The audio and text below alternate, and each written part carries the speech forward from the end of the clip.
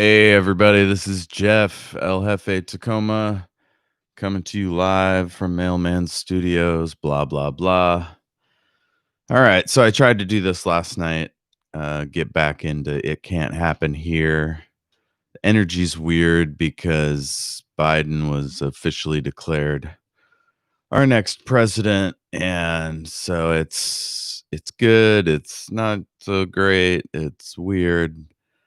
Um But there's still 2 months in which our shitty current president could surprise us, so, uh, I wanna try to, like, get done with this book. There's 11 more chapters, including this one, I think, but, anyway, I'll try to get through as much as I can and with as little, infuriation at Sinclair Lewis, but I'll tell you what, man, I tried reading some of this last night, and I'll get so mad at him.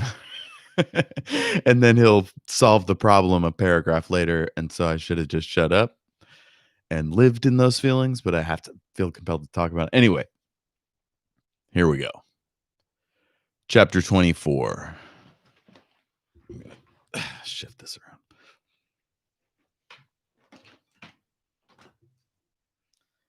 Ah.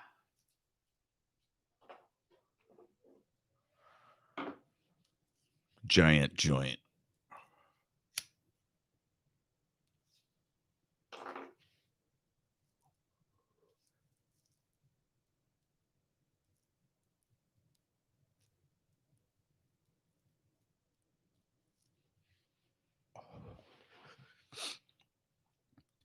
He could not decide whether Emil Staubmeier, and through him Shad Ledoux, knew that he had tried to escape. Did Staubmeier really look more knowing, or did he just imagine it? What the deuce had Emil meant when he said, "I hear the roads aren't so good up north. Not so good."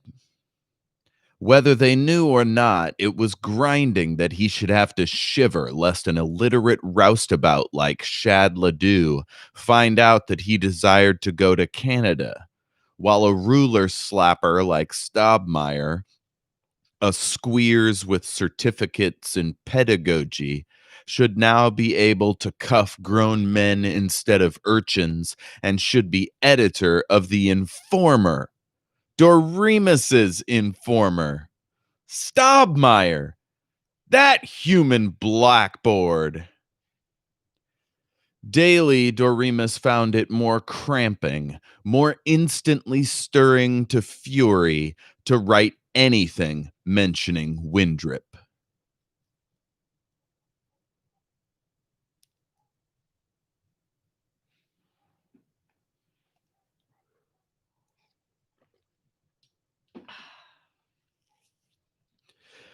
His private office, the cheerfully rattling linotype room, the shouting press room with its smell of ink that to him hitherto had been like the smell of grease paint to an actor, they were hateful now and choking.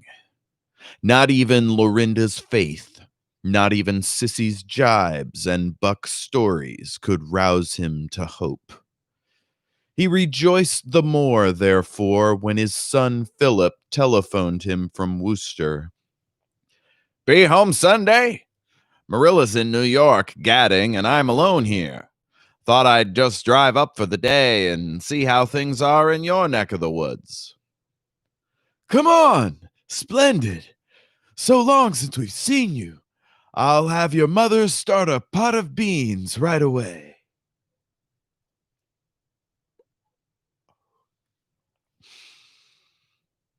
Doremus was happy. Not for some time did his cursed two-way mindedness come to weaken his joy, as he wondered whether it wasn't just a myth held over from boyhood that Philip really cared so much for Emma's beans and brown bread, and wondered just why it was that, Up to date Americans like Philip always use the long distance telephone rather than undergo the dreadful toil of dictating a letter a day or two earlier. It didn't really seem so efficient, the old fashioned village editor reflected, to spend 75 cents on a telephone call in order to save 5 cents worth of time. Oh, hush. Anyway, I'll be delighted to see the boy. I'll bet there isn't a smarter young lawyer in Worcester.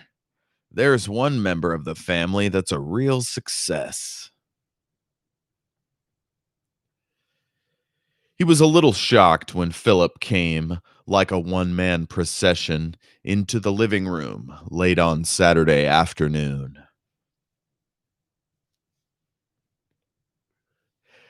He had been forgetting how bald this upstanding young advocate was growing, even at 34. And it seemed to him that Philip was a little heavy and senatorial in speech, and a bit too cordial. By Jove, Dad, you don't know how good it is to be back in the old digs. Mother and the girl upstairs? Mother and the girls upstairs? By Jove, sir, that was a horrible business, the killing of poor Fowler. Horrible. I was simply horrified. There must have been a mistake somewhere because Judge Swan has a wonderful reputation for scrupulousness. There was no mistake. Swan is a fiend. Literally. Dorema sounded less paternal than when he had first bounded up to shake hands with the beloved prodigal.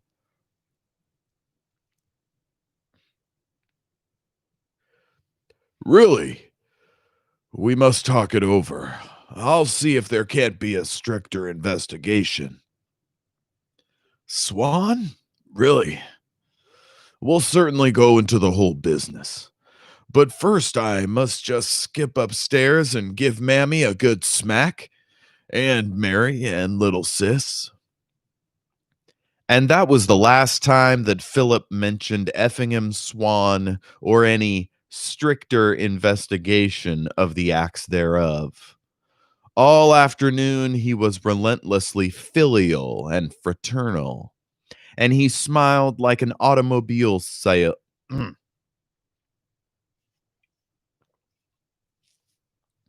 And he smiled like an automobile salesman when Sissy griped at him. What's the idea of all the tender hand dusting, Philco? Doremus and he were not alone till nearly midnight. They sat upstairs in the sacred study. Philip lighted one of Doremus's excellent cigars as though he were a cinema actor playing the role of a man lighting an excellent cigar, and breathed amiably, well, sir, this is an excellent cigar. It certainly is excellent. Why not? Oh, I just mean, I was just appreciating it. What is it, Phil? There's something on your mind. Shoot. Not rowing with Marilla, are you? Certainly not. Most certainly not. Oh, I don't approve of everything Mary does. She's a little extravagant, but she's got a heart of gold. And let me tell you, Potter, there isn't a young society woman in Worcester that makes a nicer impression on everybody, especially at nice dinner parties.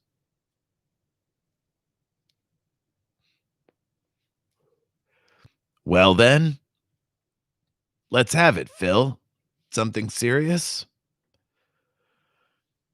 Yes, I'm afraid there is.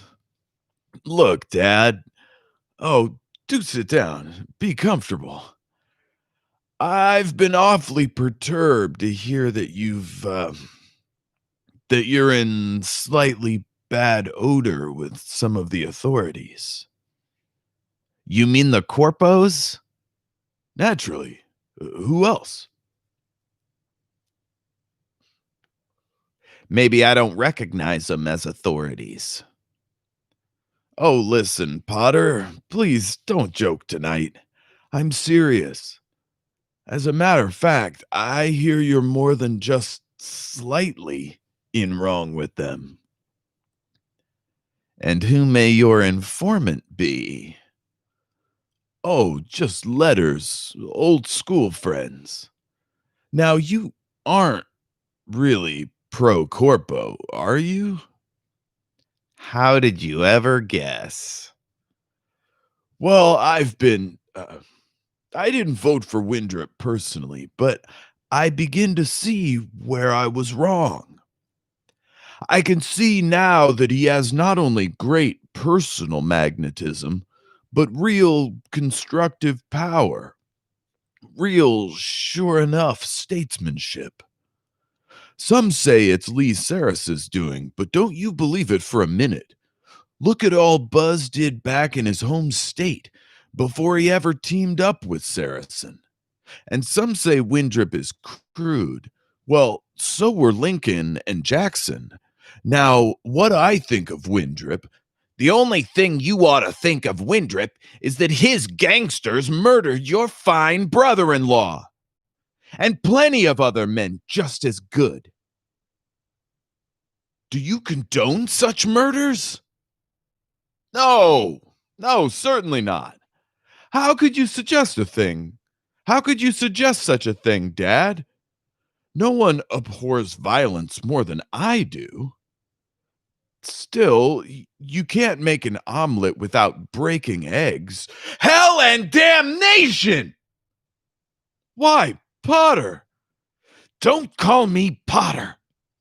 If I ever hear that can't make an omelet phrase again, I'll start doing a little murder myself. It's used to justify every atrocity under every despotism, fascism, under every despotism, fascist or Nazi or communist or American labor war. Omelet, eggs. By God, sir, men's souls and blood are not eggshells for tyrants to break.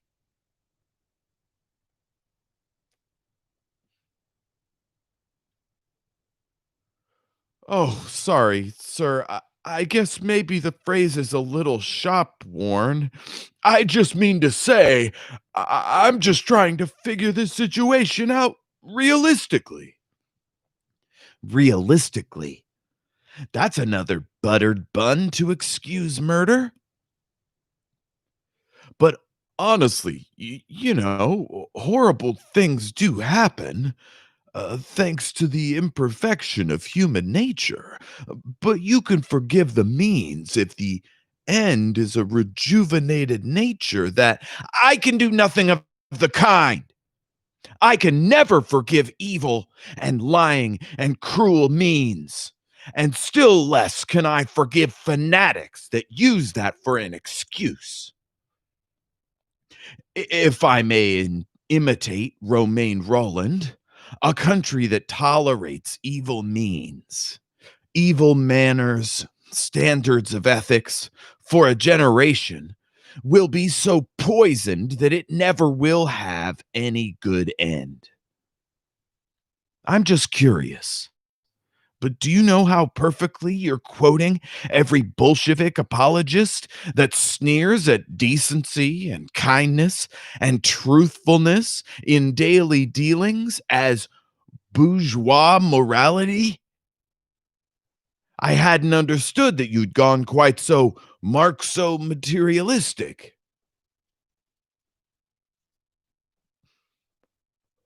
I? Marxian? Good God! Doremus was pleased to see that he had stirred his son out of his "if your honor please" smugness. Why, one of the things I most admire about the Corpos is that, as I know, absolutely, I have reliable information from Washington. They have saved us from a simply ghastly invasion by red agents of Moscow. Communists pretending to be labor leaders. Not really. Had the fool forgotten that his father was a newspaperman and not likely to be impressed by reliable information from Washington? Really? And to be realistic, sorry, sir, if you don't like the word, but to be, in fact, to be realistic. Well, yes, then. Doremus recalled such tempers in Philip from years ago. Had he been wise, after all, to restrain himself from the domestic pleasure of licking the brat? The whole point is that Windrip, or anyway the Corpos, are here to stay, Potter. And we've got to base our future actions not on some desired utopia, but on what we really and truly have. And think of what they've actually done.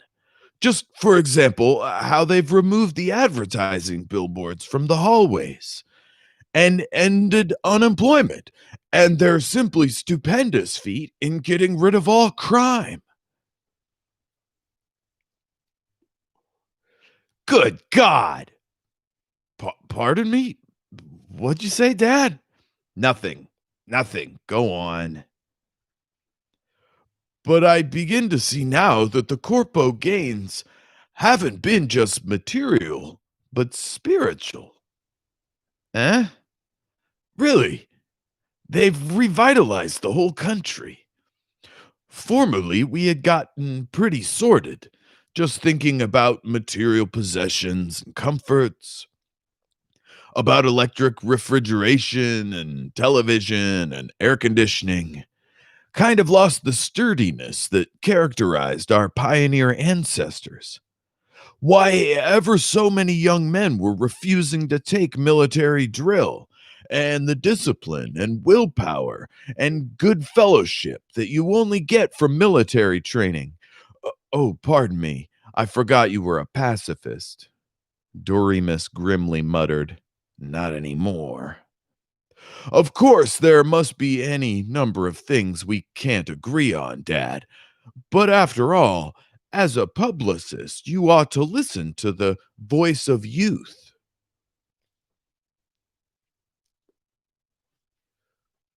You? Youth? You're not youth. You're 2,000 years old mentally. You date just about 100 BC in your fine new imperialistic theories. Oh, but you must listen, Dad.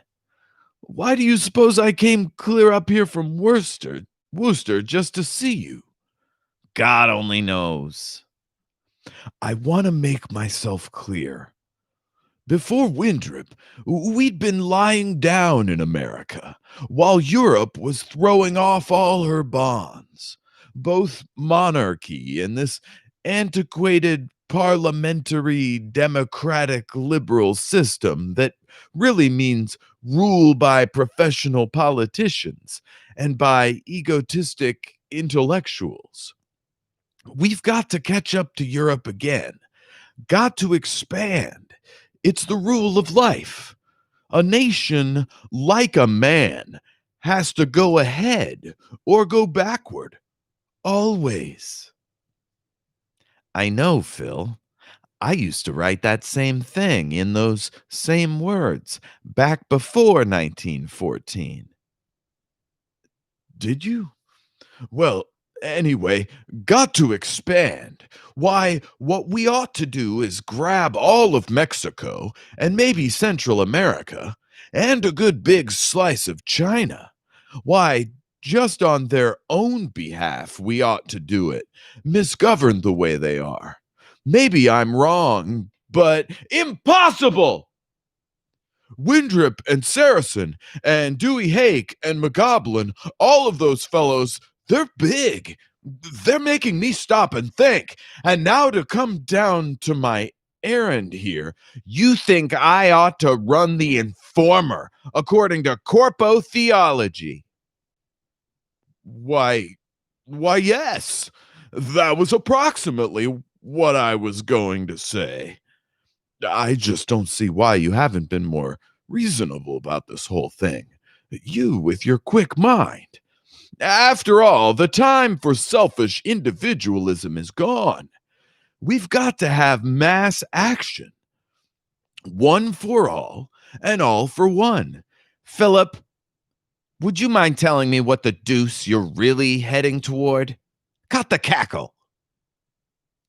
Well, since you insist, to cut the cackle, as you call it, not very politely, seems to me. Seems I've taken the trouble to come clear up from Worcester. I have reliable information that you're going to get into mighty serious trouble if you don't stop opposing, or at least markedly failing to support, the government. All right. What of it? It's my serious trouble. That's just the point. It isn't. I do think that just for once in your life, you might think of Mother and the girls instead of always your own selfish ideas that you're so proud of. In a crisis like this, it just isn't any it just isn't funny any longer to pose as a quaint liberal. Doremus's voice was like a firecracker. Cut the cackle, I told you. What you after? What's the Corpo gang to you? I have been approached in regard to the very high honor of an assistant military judgeship, but your attitude as my father, Philip, I rather think that I give you my parental curse, not so much because you are a traitor, as because you have become a stuffed shirt. Good night.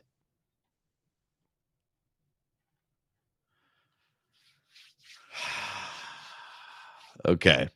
So the first time I approached this chapter, I was like, what the fuck? Like every time this guy opened his mouth, I was like, why are you not slapping this motherfucker down? And it's like, I have to keep reminding myself I don't have kids. This is this guy's son, his flesh and blood, his like, and I saw this happen to my father when my brother was in a delusional phase of his illness and basically became an anti-Christian zealot, you know. It was like morals don't matter or whatever. And I was there for one of these conversations, and my dad was like, "Greg, please, surely we can agree on." And my brother was not having it, and it's like that here, like for whatever reason, Doremus's son just decided he can just be fake to his dad, and his dad's not going to notice. Like, don't be fake to your family. Like, it's stupid. But if you try to do it for too long, it becomes like malicious and annoying and like and honestly, it's how my mom behaves all the time. But it's that willful ignorance, it's that refusal to listen, it's that um I guess everything that's embodied in that stuffed shirt, which is basically doesn't matter what's going on here. Things are fine. I just stating my case. And he's like, I'm your dad and I know who you are. This is not you. So what the fuck? And it turns out he's betrayed everything Dorians thought they agreed on, which is what happened to my dad um, and my brother. And I was there for that. And I was like, is this a joke? Are you doing a bit? Are we running bits? And so I think when I first read this chapter, it was like that for me. I was like triggered. I was like, are we just doing bits here, bro? Like, Philip, pull your stick out of your butt and be like, hey, they killed my brother-in-law. That sucks. What are we gonna do about it? Turns out what we're gonna do about it is betray America and join this gang. So again, my thought is I want to go to my cupboard and pull out my gun and shoot my son dead and take my family to Canada. Like, obviously, that's not an option. But man, it's like Game of Thrones. Like, I don't know if you remember if any of you have watched Game of Thrones, but there are times when it's like to say the true, honest thing will mean murder. Someone's death. Someone's family will be wiped out, yours or mine. So I can't never tell you the truth. I can So being a stuffed shirt is like the Game of Thrones, right? And Doremus is like face to face with it, you know? Like, how do you even prepare yourself for one of your own family members to just be suddenly bullshit? You know, with David's a 9-year-old boy, like his bullshit is correctable, one would hope. But at 34 or 36, whatever, and that was my dad, like, looking at my brother like, "I thought I knew you. What is this? Who what am I what? Get out of my house," you know? Like, oh, fuck. Being a parent must be really hard, especially in these situations. They built a whole, sitcom around it. It's called Family Ties. That's where Michael J. Fox got his start. Jason Bateman's sister, Justine Mallory. I had a huge crush on her as a boy. Anyway, check out Family Ties. Great theme song as well. Man, hitting the really important stuff. I'm going to refill my fluids and then we'll be back for chapter 25.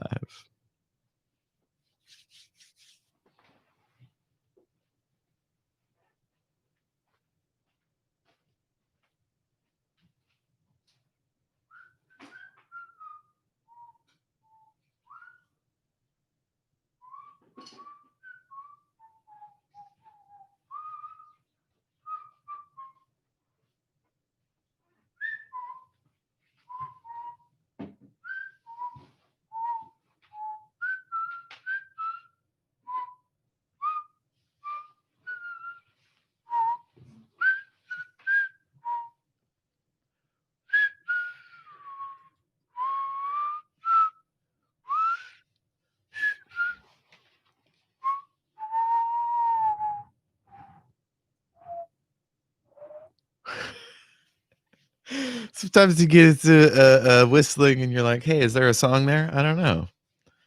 So I wanted to finish it just in case I go back. Maybe it's a cool theme song to this whole writing process deal. I don't know. Do, do, do, do. Do, do, do, do. Do, do. Although we do technically have a writing process theme song on Everything Is Awesome. It's really great. Sean Meyer and oh man, uh, the it's at the tip of my tongue. Great guy, Devin. I think it's Devin and Sean from Movie Babies, which is an incredible podcast. I think it's defunct, but anyway, it's a great show. And they were on Everything Is Awesome, and they had this great theme song. It's if you want to write if you want to write some shit, there's nothing to it. All you got to do is actually do it. Bing. And then Sean says, "That's a good jingle."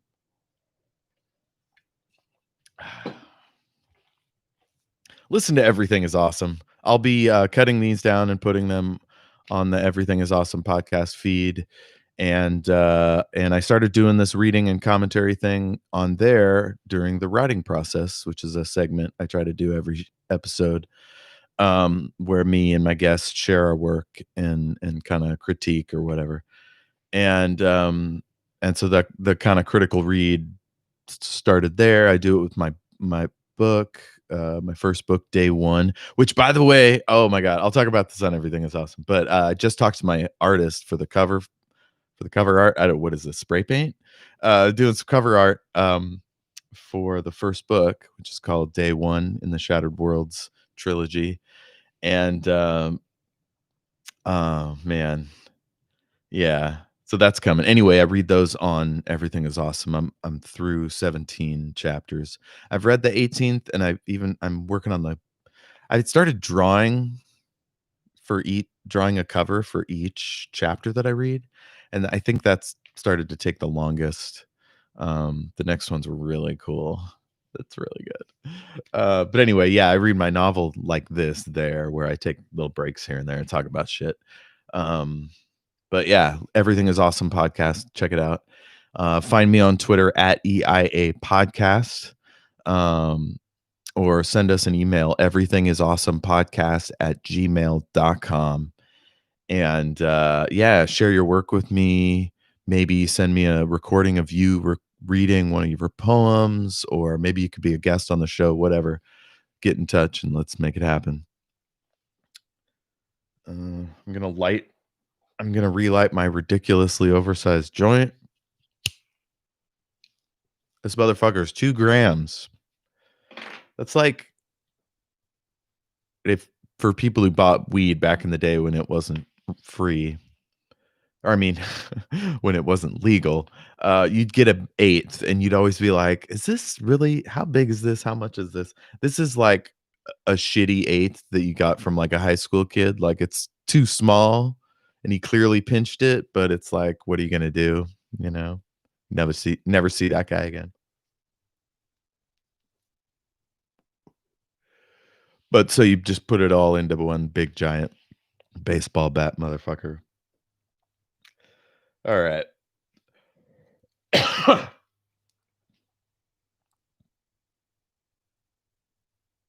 Chapter 25. Holidays were invented by the devil to coax people into the heresy that happiness can be won by taking thought. What was planned as a rackety day for David's first Christmas with his grandparents was, they saw too well, perhaps David's last Christmas with them. Mary had hidden her weeping, but the day before Christmas, when Shad Ledoux tramped in to demand of Doremus whether Karl Pascal had ever spoken to him of communism, Mary came on Shad in the hall, stared at him, raised her hand like a boxing cat, and said with dreadful quietness, "You murderer! I shall kill you and kill Swan." For once, Shad did not look amused. To make the holiday as good an imitation of mirth as possible, they were very noisy, but their holly, their tinsel stars on a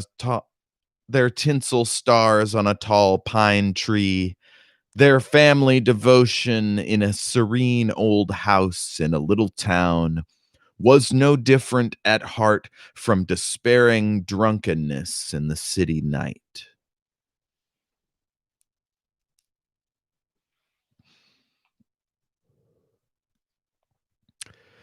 This sentence is probably 2 or 3 times too long, but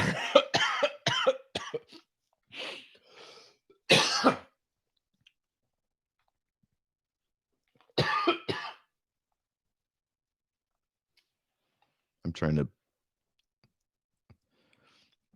Their holly, their family devotion, dot, dot, dot, was no different at heart from despairing drunkenness in the city night. So I think what that is saying, that they're going through the motions and just drinking themselves to death at the end of a bar. I'm the piano man. I don't know. I guess it'll make sense at the end of the paragraph. Again, this is fucking Sinclair Lewis giving us a long ass sentence that we still can't make sense of, that we still can't make sense of until 3 sentences later. Let's see if that's what's happening here. Doremus reflected that it might have been just as well for all of them to get drunk and let themselves go, elbows on slopped cafe tables, as to toil at this pretense of domestic bliss. He now had another thing for which to hate the corpos, for stealing the secure affection of Christmas.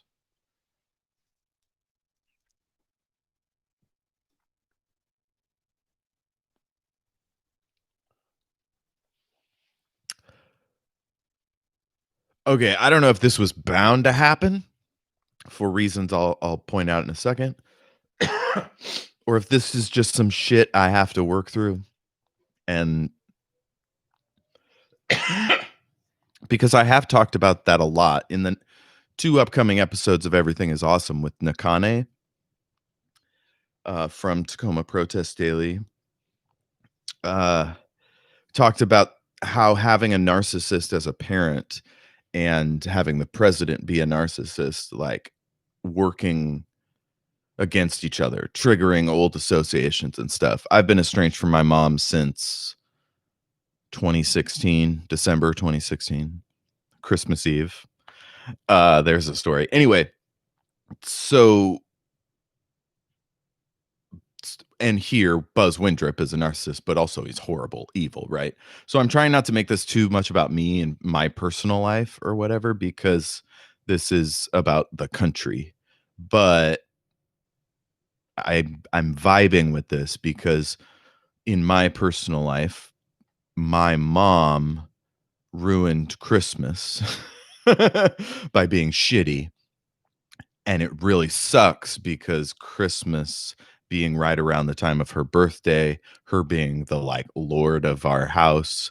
And so Christmas was always the good time of year. It, it's her favorite holiday. It has all these beautiful associations going back to Wenatchee and the snow and all that stuff. Like she didn't have to work. So she wasn't like her mind wasn't way over here. It was like the one time a year I could count on my mom being happy and like not too shitty. And so when she's shitty, it's like, oh, you're even ruining Christmas. Like, um, and so yeah, when we were still talking and things were bad, like, yeah. So that's where I'm at. I think that might be where Doremus is at. But on top of that, the whole fucking country is ruined, And and we can hope that because Trump now knows that he's lost, that he has no path to victory, that he won't destroy Christmas for all of us with some horrible bullshit.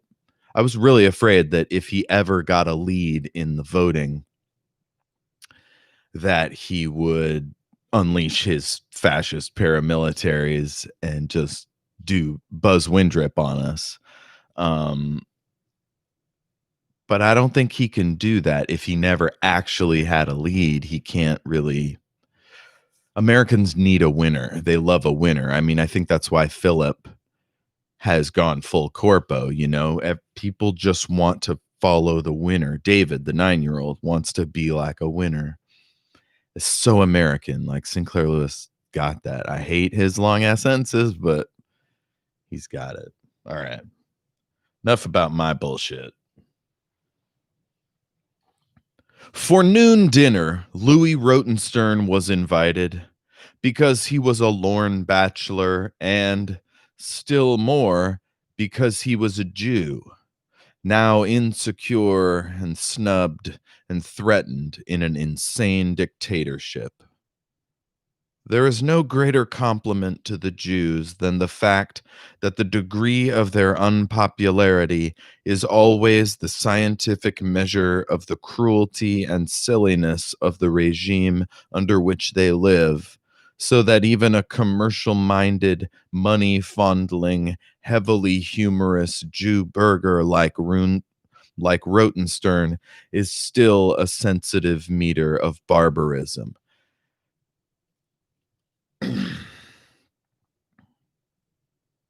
There's a lot going on here. Part of this is 30s comedy. It feels minstrel showy to me. The like, hey, we're kidding on the square, blah blah, Um, but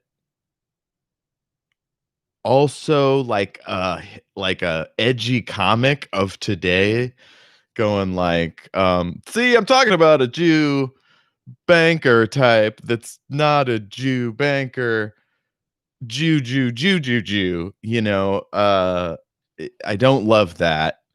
But it also reminds me of like man-woman comedy, like, "See, I'm not saying, but I'm kinda saying," like, and it's like there so even if there is a point in here somewhere that makes sense, the fact that Sinclair Lewis decided to put parentheses around this and talk directly to us to say this,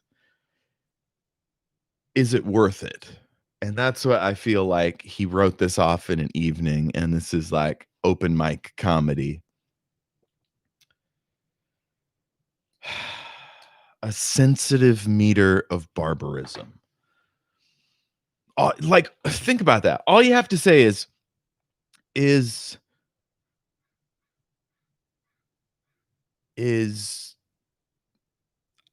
as Sinclair Lewis, I have seen a trend in history that the most unpleasant regimes are the worst to the Jews, right?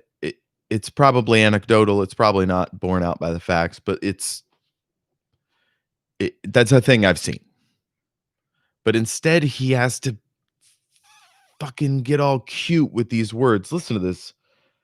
There is no greater compliment to the Jews than the fact that the degree of their unpopularity is always the scientific measure of the cruelty and silliness of the regime under which they live. That right there, fine, whatever. That's your thesis.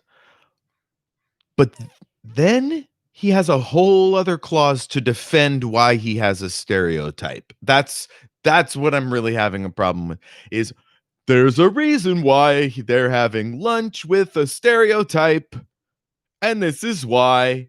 And it's like, anyway. After dinner came Buck Titus, David's most favorite. After dinner came Buck Titus, David's most favorite person, bearing staggering amounts of Woolworth tractors and fire engines and a real bow and arrow. And he was raucously insisting that Mrs. Candy dance with him what he not very precisely called the light fantastic when the hammering sounded at the door. Oh, God. Eris Dilly tramped in with 4 men. Looking for Rotenstern. Oh, that you, Louie? Get your coat and come on. Orders. What's the idea? What do you want of him? What's the charge?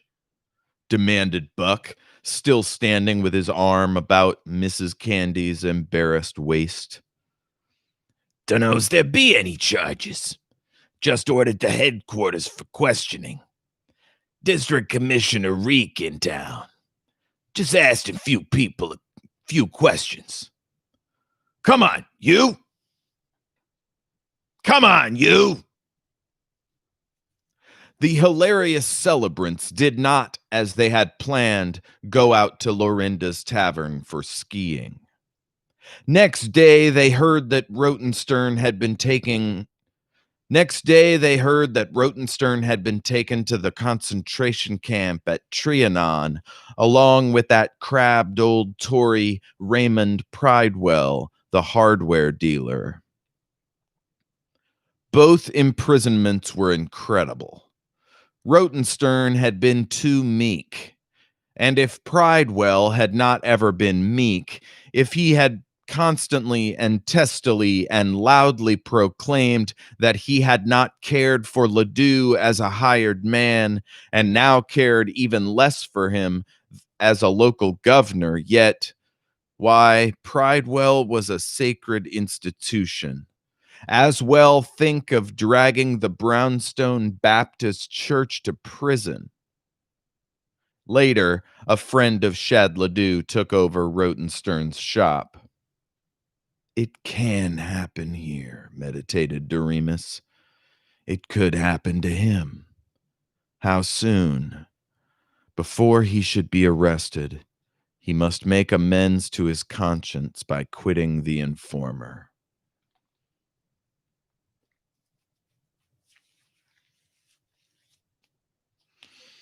I got too much to say about this. I just the thought of it. Just the thought of having to say, "Hey, I still have integrity and I'm also putting myself and everyone I love in danger of being shot or taken to a concentration camp, but, integrity."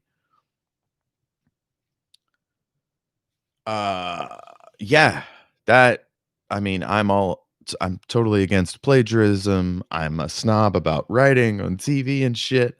Like, a man's reputation is the only thing he's got, you know. Just these are some of my foundational I don't know, bourgeois principles or whatever. Like, fucking, you know, man, challenging. Oh, I love this character. I'm glad he's back.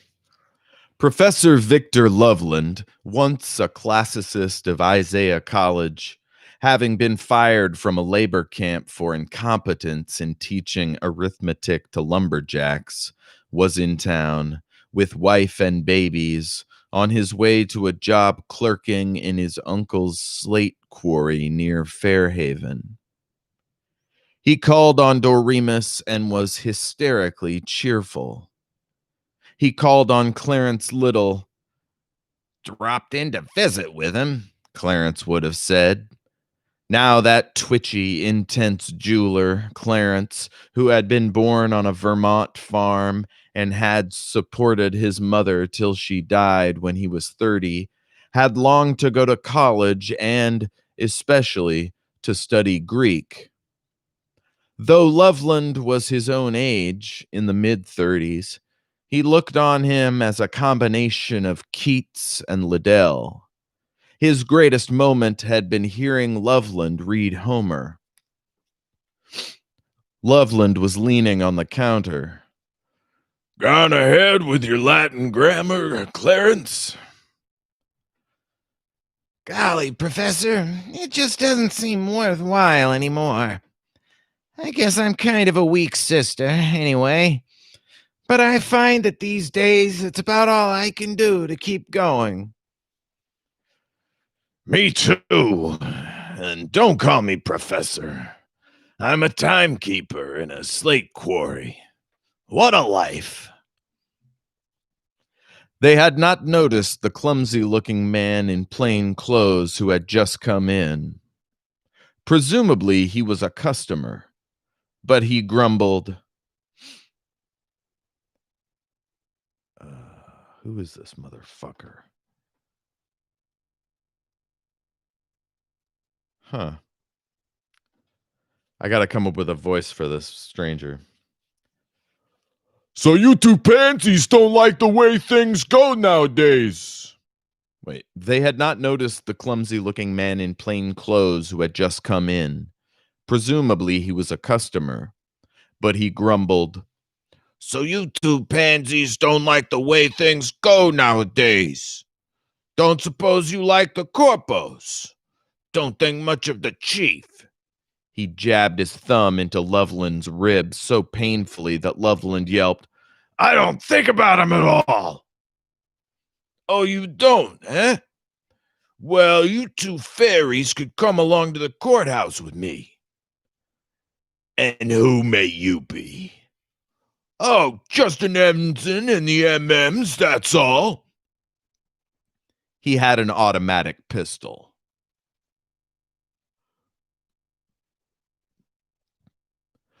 Loveland was not beaten much because he managed to keep his mouth shut. But Little was so hysterical that they laid him on a kitchen table and decorated his naked back with 40 slashes of a steel ramrod. They had found that Clarence wore yellow silk underwear, and the MMs from factory and plowland laughed, particularly one broad young inspector who was rumored to have a passionate friendship with a battalion leader from Nashua who was fat, eyeglassed, and high pitched of voice. I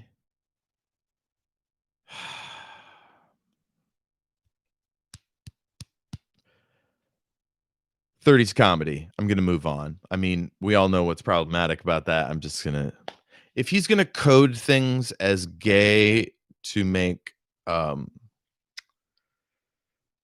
the butts of joke, whatever. It's like one joke basically. Whether it's people who are fat are bad or people who are gay are bad. Uh Men who are effeminate are bad, 30s comedy, it's bullshit. But it's a trope that uh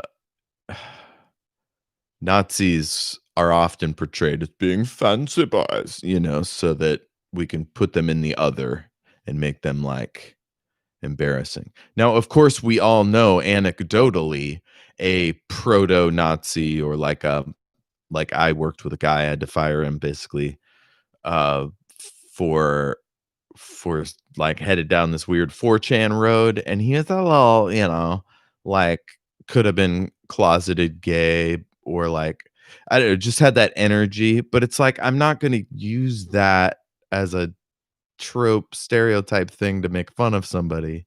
That just happened to be what that one person was like. There are plenty of big macho fucking Nazis. It's a gamut, just like there is in every thing. So yeah, when he puts all those things into one deal, and again, it's him talking directly to us, Sinclair Lewis. This isn't like this is what was going through Loveland's head. No, this is just closeted gay guy becomes a Nazi. Anyway, Little had to be helped into the truck that took Loveland and him to the Trianon concentration camp.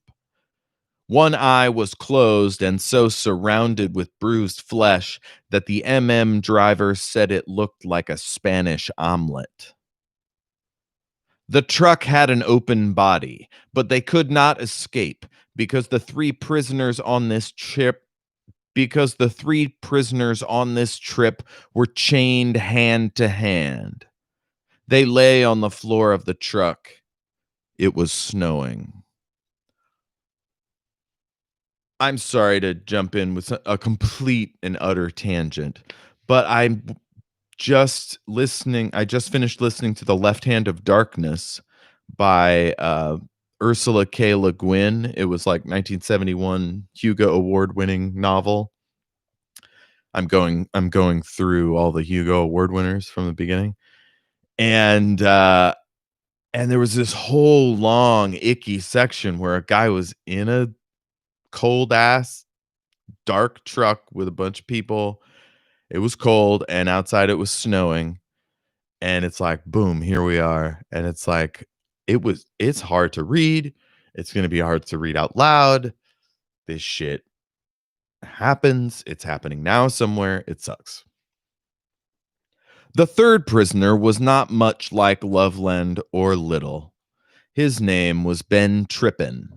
He had been a mill hand for Metairie Coal. He cared no more about the Greek language than did a baboon, but he did care for his 6 children.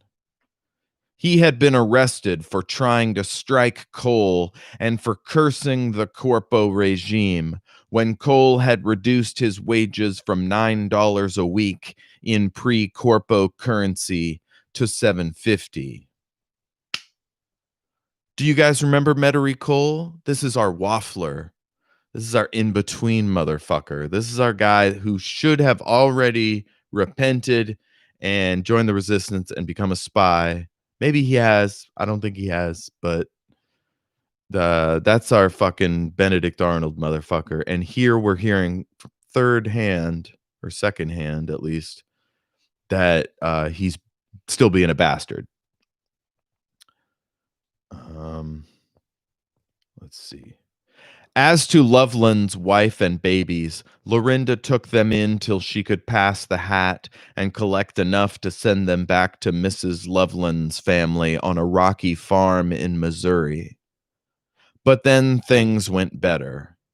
Mrs. Loveland was favored by the Greek proprietor of a lunchroom and got work washing dishes and otherwise pleasing the proprietor, who brilliantined his mustache. Brilliantined.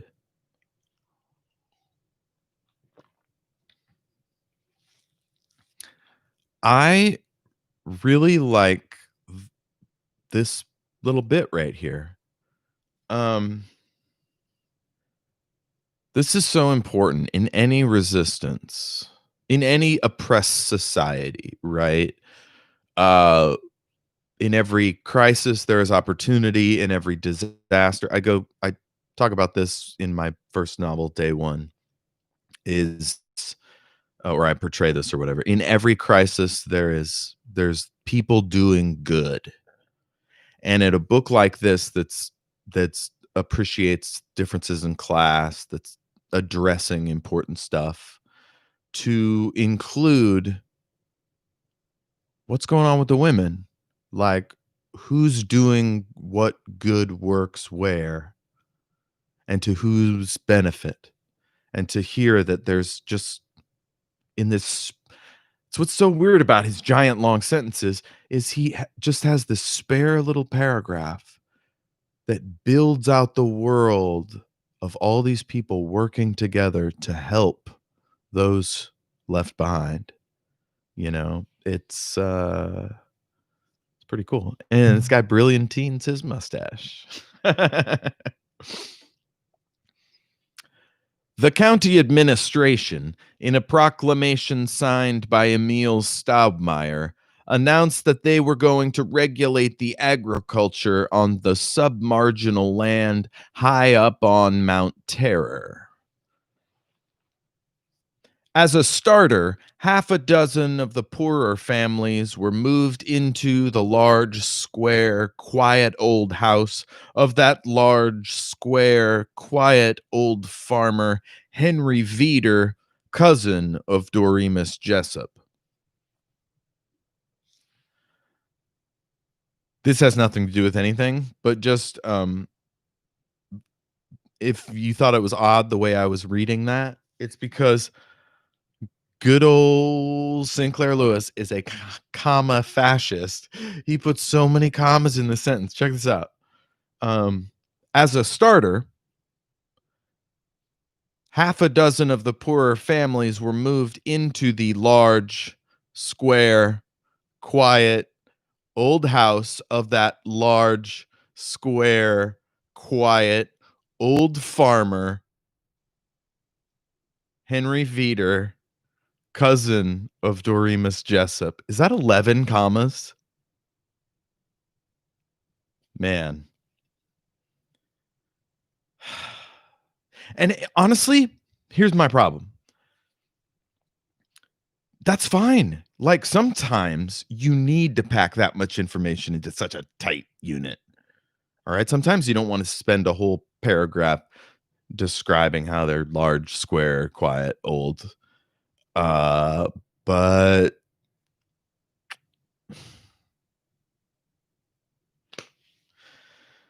anyway, regulate agriculture, cousin of Doremus.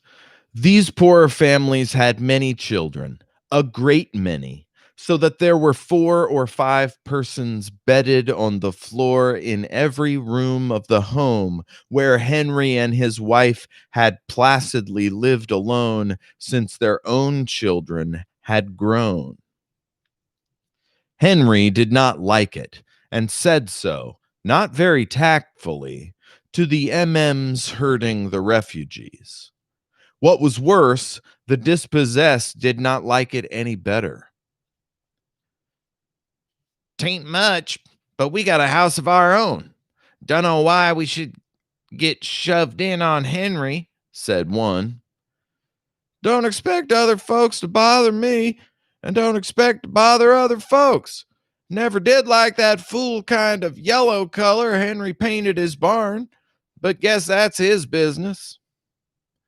So Henry and two of the regulated agriculturists were taken to the Trianon concentration camp, and the rest remained in Henry's house, doing nothing but finish up Henry's large larder and wait for orders. "And before I'm sent to join Henry and Carl and Loveland, I'm going to clear my skirts," Doremus vowed, along in late January.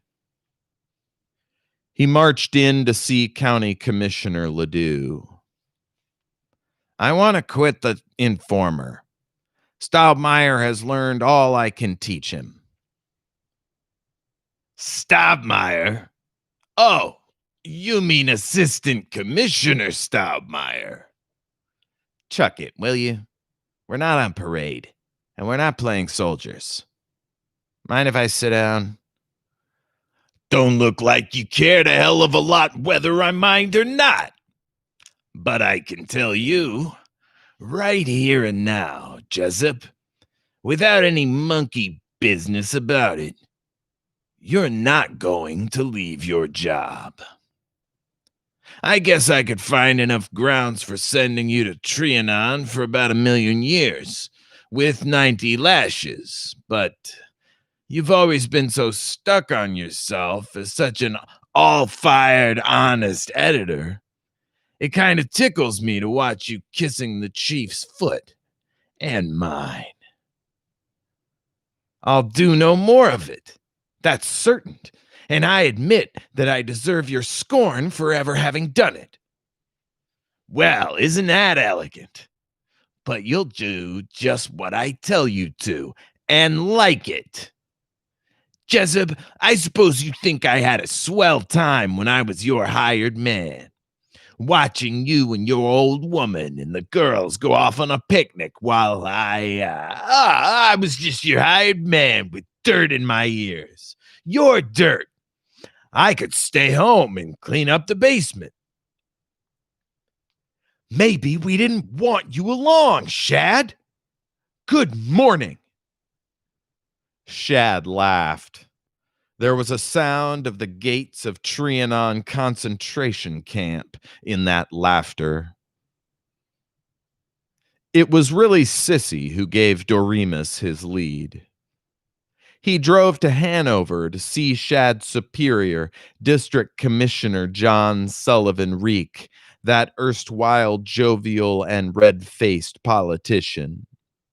He was admitted after only half an hour's waiting. He was shocked to see how pale and hesitant and frightened Reek had become. But the commissioner tried to be authoritative. "Well, Jessup, what can I do for you?" "May I be frank?" "What? What? Why, certainly. Frankness has always been my middle name." "I hope so. Governor, I find I'm of no use on the Informer at Fort Beulah. As you probably know, I've been breaking in Emil Staubmeyer as my successor. Well, he's quite competent to take hold now, and I want to quit. I'm really just in his way." "Why don't you stick around and see what you can still do to help him? There'll be little jobs cropping up from time to time." "Because it's got on my nerves to take orders where I used to give 'em for so many years. You can appreciate that, can't you?" "My God, can I appreciate it? And how? Well, I'll think it over. You wouldn't mind writing little pieces for my own little sheet at home? I own part of a paper there." "No, sure. Delighted. Does this mean that Reek believes the corpo tyranny is going to blow up in a revolution so that he's beginning to trim? Or just that he's fighting to keep from being thrown out?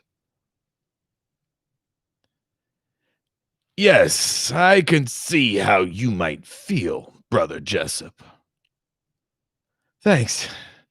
Would you mind giving me a note to County Commissioner Ledoux, telling him to let me out without prejudice? Making it pretty strong? No, not a bit. Just wait a minute, old fellow. I'll write it right now. I don't know what the hell just happened.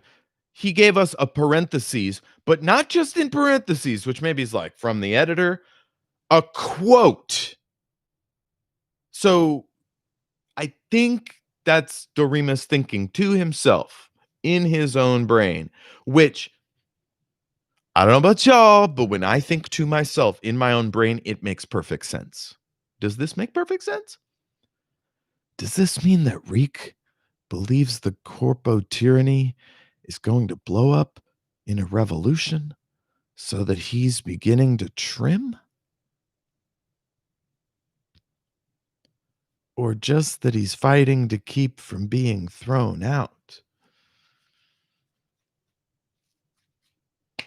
I just have to throw that out because it doesn't make any sense. Send an email to everythingisawesomepodcast@gmail.com. Find us on Facebook, Everything is Awesome Podcast, or on Twitter @EIA Podcast. Tell me what the hell I'm supposed to think of that. Doremus made as little ceremony as possible of leaving the informer, which had been his throne for 37 years. Staubmeyer was patronizing. Doc Itchett looked quizzical, but the chapel, headed by Dan Wilgus, shook hands profusely. And so at 62, stronger and more eager than he had been in all his life, Doremus had nothing to do more important than eating breakfast and telling his grandsons stories about the elephant. But that lasted less than a week. Avoiding suspicion from Emma and Sissy, and even from Buck and Lorinda, he took Julian aside. Look here, boy. I think it's time now for me to begin doing a little high treason. Heaven's sake, keep all of this under your hat. Don't even tip off Sissy. I guess you know the communists are too theocratic for my tastes. But looks to me as though they have more courage and devotion and smart strategy than anybody since the early Christian martyrs, whom they also resemble in hairiness and a fondness for catacombs. 30s applause. I don't know.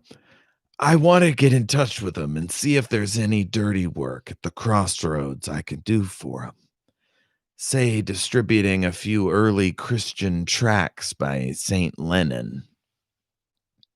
But of course, theoretically, the communists have all been imprisoned. Could you get to Carl Pascal in Trianon and find out whom I could see? Said Julian. I think I could. Dr. Olmsted gets called in there sometimes on cases. They hate him because he hates them, but still their camp doctor is a drunken bum, and they have to have a real doc in when one of their warders busts his wrist beating up some prisoner. I'll try, sir. 2 days afterward, Julian returned. My God, what a sewer that Trianon place is. I'd waited for Olmsted before in the car, but I never had the nerve to butt inside. The buildings, they were nice buildings, quite pretty when the girls' school had them. Now the fittings are all torn out, and they've put up wallboard partitions for cells, and the whole place stinks of carbolic acid and excrement. And the air, there isn't any. You feel as if you were nailed up in a box. I don't know how anybody lives in one of those cells for an hour. And yet there's 6 men bunked in a cell 12 feet by 10, with a ceiling only 7 feet high, and no light except a 25-watt, I guess it is, bulb in the ceiling. You couldn't read by it. But they get out for exercise 2 hours a day, walk around and around the courtyard. They're all so stooped, and they all look so ashamed, as if they'd had the defiance just licked out of them. Even Carl a little. And you remember how proud and sort of sardonic he was? Well, I got to see him, and he says to get in touch with this man. Here, I wrote it down. And for God's sake, burn it up soon as you memorized it. Was he. Had they. Oh, yes, they'd beaten him all right. He wouldn't talk about it. But there was a scar right across his cheek, from his temple right down to his chin. And I had just a glimpse of Henry Veeder. Remember how he looked? Like an oak tree? Now he twitches all the time and jumps and gasps when he hears a sudden sound. He didn't know me. I don't think he'd know anybody. Doremus announced to his family and told it loudly in Gath that he was still looking for an option on an apple orchard to which they might retire. And he journeyed southward with pajamas and a toothbrush and the first volume of Spengler's Decline in the West, and the first volume of Spengler's Decline of the West in a briefcase. The address given by Carl Pascal was that of a most gentlemanly dealer in altar cloths and priestly robes, who had his shop and office over a tea room in Hartford, Connecticut. He talked about the cembalo and the spinetta de serenata and the music of Palestrina for an hour before he sent Doremus on to a busy engineer constructing a dam in New Hampshire, who sent him to a tailor in a side street shop in Lynn, who at last sent him to northern Connecticut and to the eastern headquarters of what was left of the communists in America. Still carrying his little briefcase, he walked up a greasy hill, impassable to any motor car, and knocked at the faded green door of a squat New England farm cottage masked in wintry old lilac bushes and spirea shrubs. Spirea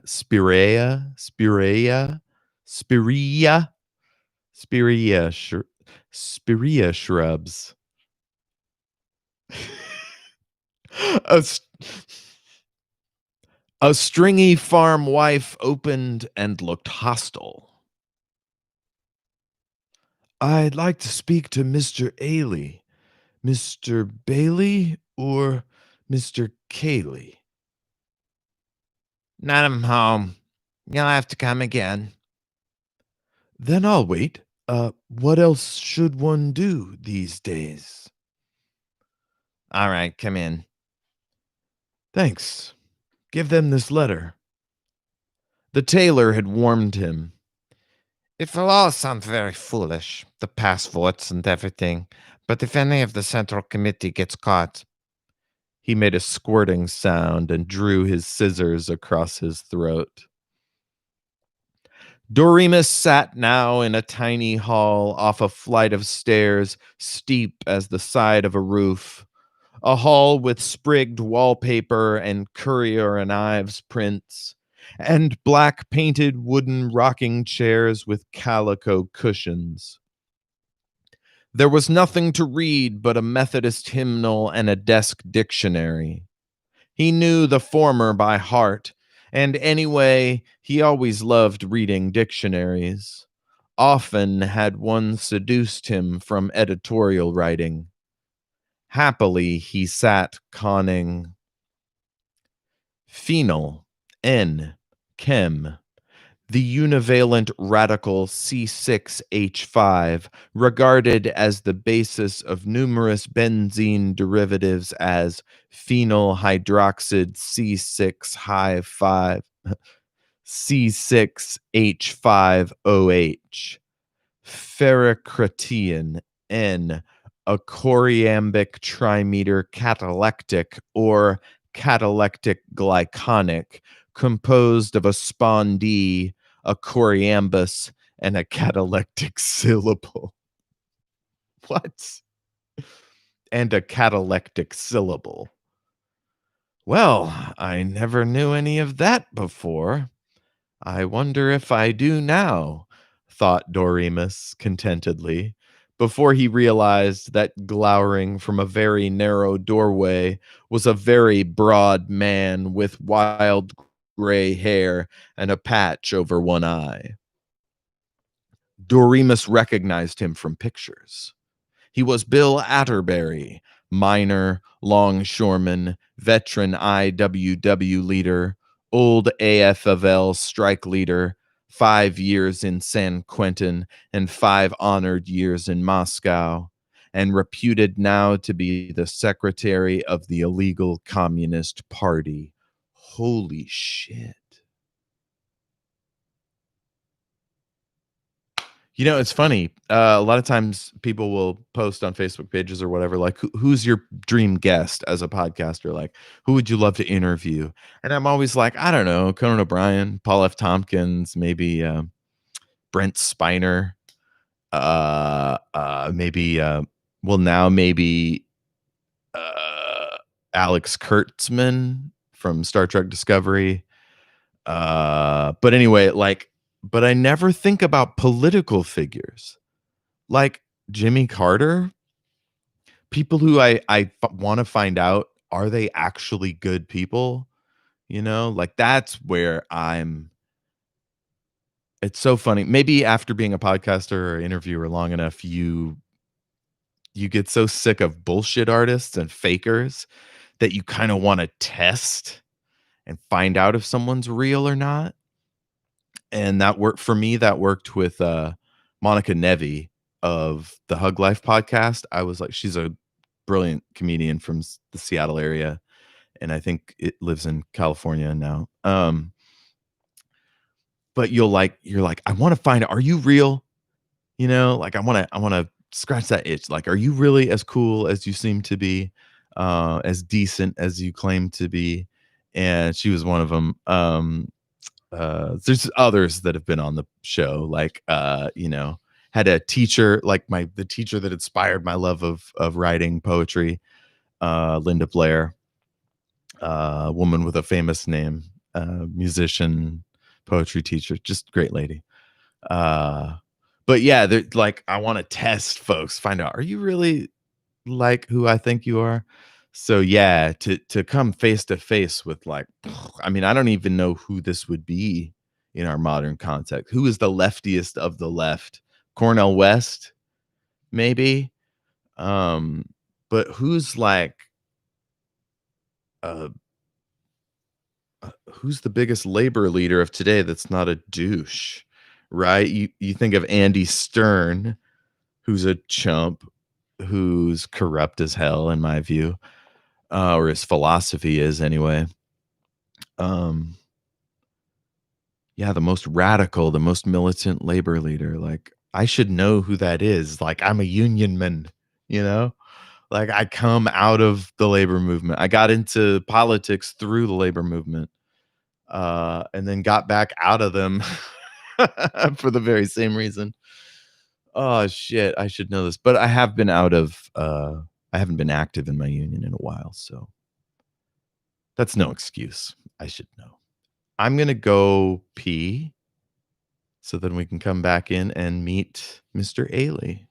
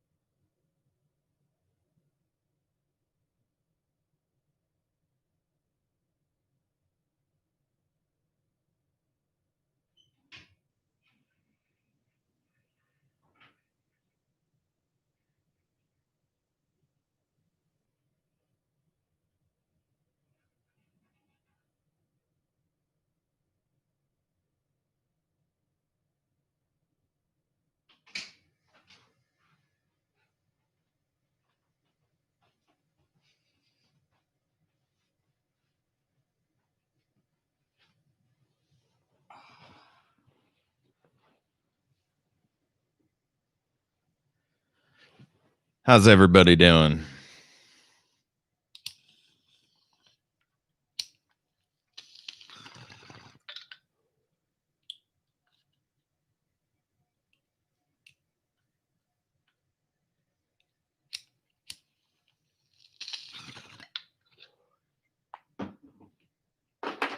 Bill Atterbury, blah, blah, blah. Oh, yeah, I went on a geek out sesh. Oop. What's happening? Okay. I'm Mr. Ailey. What can I do for you? Bill demanded. He led Doremus into a musty back room where, at a table which was probably mahogany underneath the scars and the clots of dirt, sat a squat man with kinky tow colored hair and with deep wrinkles in the thick, pale skin of his face, and a slender young elegant who suggested Park Avenue. How'ya? Said Mr. Bailey in a Russian Jewish accent. Of him, Doremus knew nothing save that he was not named Bailey. Morning, snapped Mr. Cayley, whose name was Elfrey, if Doremus guessed rightly, and who was the son of a millionaire private banker, the brother of one explorer, one bishop's wife, and one countess, and himself a former teacher of economics in the University of California. Doremus tried to explain himself to these hard-eyed, quick-glancing plotters of ruin. Are you willing to become a party member, in the extremely improbable case that they accept you, and to take orders, any orders, without question? Asked Elfrey so suavely. Do you mean, am I willing to kill and steal?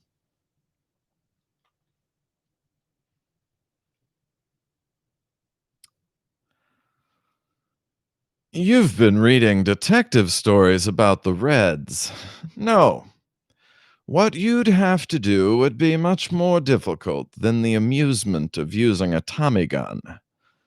Would you be willing to forget you ever were a respectable newspaper editor, giving orders, and walk through the snow dressed like a bum to distribute seditious pamphlets, even if, personally, you should believe the pamphlets were of no slightest damn good to the cause? Why, I don't know. Seems to me that as a newspaper man of quite a little training. Hell, our only trouble is keeping out the trained newspaper men. What we need is trained bill posters that like the smell of flour paste and hate sleeping. But you're a little old for this, crazy fanatics that go out and start strikes, knowing they'll get beaten up and thrown in the bullpen. No, I guess I. Look here, I'm sure Walt Trowbridge will be joining up with the socialists and some of the left wing radical ex senators and the farmer laborites and so on. Bill Atterbury guffawed. It was a tremendous, somehow terrifying blast. Yes, I'm sure they'll join up. All the dirty, sneaking, half-headed, reformist social fascists like Trowbridge that are doing the work of the capitalists and working for war against Soviet Russia without even having sense enough to know they're doing it and to collect good pay for their crookedness. I admire Trowbridge, snarled Doremus. You would. Elfrey rose, almost cordial, and dismissed Doremus with, Mr. Jessup, I was brought up in a sound bourgeois household myself, unlike these two roughnecks, and I appreciate what you're trying to do, even if they don't. I imagine that your rejection of us is even firmer than our rejection of you. That's right, Commander Elfrey. Comrade Elfrey. Both you and this fellow got ants in your bourgeois pants, like your Hugh Johnson would say, chuckled the Russian Mr. Bailey. But I just wonder if Walt Trowbridge won't be chasing out Buzz Windrip while you boys are still arguing about whether Comrade Trotsky was once guilty of saying Mass facing the north. Good day, said Doremus. Just a moment. I think I've mentioned before on this stream that I stumbled into a meeting with a bunch of communists once. It is the most disorienting thing. Like here, he specifically went to their domain and like knew that he'd probably get this, but he was an overture. I just went to a meeting with my wife to like talk about an anti-war event, and it turned out like 3 of the 4 people there were like clearly communists. That was really strange. Fuck, they're so annoying. Doctrinaire, man. It's like, if my boss didn't tell me to do it, I ain't doing it, you know? And I'm not even going to tell you if I'm going to use any of your ideas in giving my report to the boss. I ain't giving away shit. It's like cops. They're basically fucking cops. Every communist is a cop. That's my new slogan. That'll make me some friends. I'm such a Doremus. Doremus Nimroditus. When he recounted it to Julian 2 days later, and Julian puzzled, I wonder whether you won or they did, Doremus asserted, I don't think anybody won, except the ants. Anyway, now I know that man is not to be saved by black bread alone, but by everything that proceedeth out of the mouth of the Lord our God. Communists, intense and narrow. Yankees, tolerant and shallow. No wonder a dictator can keep us separate and all working for him.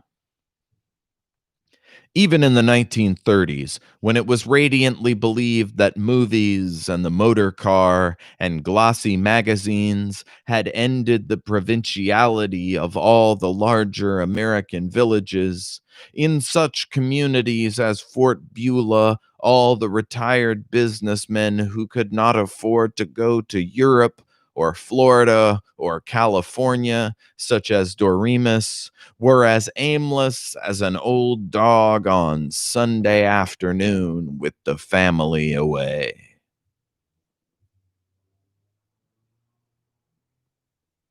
They poked uptown to the shops, the hotel lobbies, the railway station, and at the barber shop were pleased rather than irritated when they had to wait a quarter hour for the tri-weekly shave. There were no cafes as there would have been in continental Europe, and no clubs save the country club, and that was chiefly a sanctuary for the younger people in the evening and late afternoons. The superior Doremus Jessup, the bookman, was almost as dreary in retirement as banker Crowley would have been. He did pretend to play golf, but he could not see any particular point in stopping a good walk. What the fuck? He did pretend to play golf, but he could not see any particular point in stopping a good walk to wallop small balls, and worse, the links were now bright with uniforms.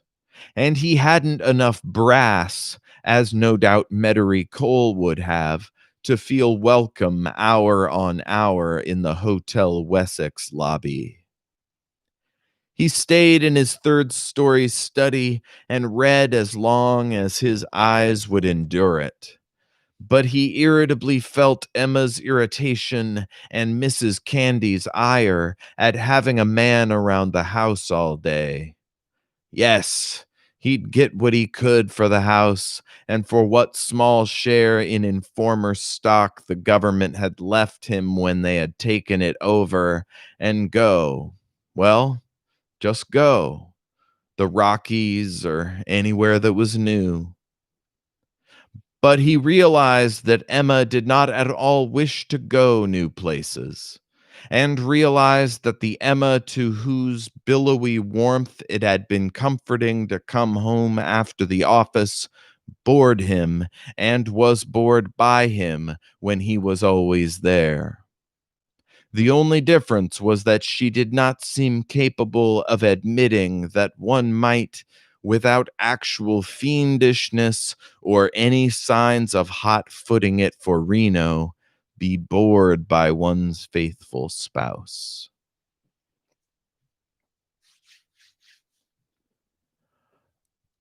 This is a thing that a lot of folks are probably feeling in quarantines. Your relationship is shittier than you thought it was. It's a bad fit. If you can't weather this kind of crisis together and grow closer together, uh, well, now you know that you can't. And that sucks because, right, we make these vows uh, in for better, for poor, uh, richer, poor, you know, ill health, whatever, that whole deal.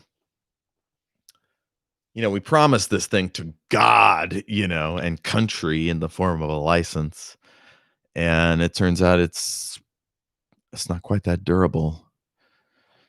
True love is still dependent on difficulties of a relationship. My therapist used to my therapist Lisa used to always tell me that we will stay in a relationship as long as we can tolerate each other's irritating qualities. And irritating qualities is a big catch-all for all the things we don't like about them. And that could be their politics. Emma, conservative, boring. But for me, I don't know if this bothers Doremus, but for me, her being unwilling to have deep conversations about how fucked up our planet is and what are we going to do and why do we even want David to live in this country anymore? Uh, that's very difficult. So I imagine this next chapter will be, or this next section is going to be hard for me to read, having had relationships mostly with people who are just kind of bullshit. As much as I love them and would still rush to help most of them if they called in these quarantines or any other time, like you're still plenty bullshit, folks. When you're single, as long as I've been now, like you think a lot about each one of them, each one of the great loves and how bullshit they were. I swear I've thought about like 4 different ones today, even before even thinking about doing this. All right. Why don't you drive out and see Buck or Lorinda? She suggested. Don't you ever get a little jealous of my girl Linda? He said, very lightly, because he very heavily wanted to know. She laughed. Oh, God. You? At your age? As if anybody thought you could be a lover. Well, Lorinda thought so, he raged, and promptly he did drive out and see her, a little easier in mind about his divided loyalties. Only once did he go back to the informer office.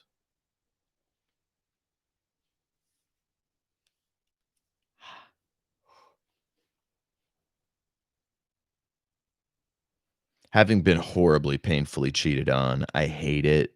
I hate being in Doremus's head as the cheater. Like, I want him to, but also Emma's bullshit. So I understand. I'm more mad at Sinclair Lewis than I am at Doremus. Like, why are you doing this? Why? Is it necessary? Couldn't this bring the two of them closer together? But he never gives her the option of being real, or at least hasn't yet. So that's frustrating to me as the reader.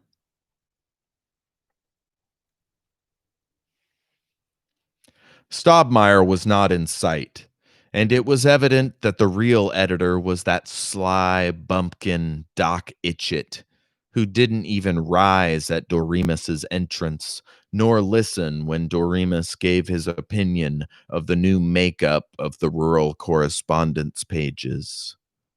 That was an apostasy harder to endure than Shad Ledoux's, for Shad had always been rustically certain that Doremus was a fool, almost as bad as real city folks, while Doc Itchett had once appreciated the tight joints and smooth surfaces and sturdy bases of Doremus's craftsmanship. Day on day he waited. So much of a revolution for so many people is nothing but waiting. That is one reason why tourists rarely see anything but contentment in a crushed population. Waiting, and its brother death, seems so contented.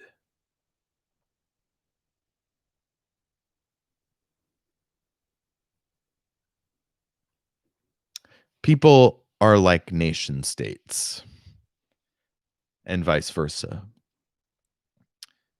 Having gone through depression as a person with bipolar disorder myself, I have been manic, I've been depressed, and I think of being depressed as being dominated by an oppressive regime. Your brain becomes your enemy and is like, what you're feeling now, you'll feel this way forever. It's terrible. Shut up.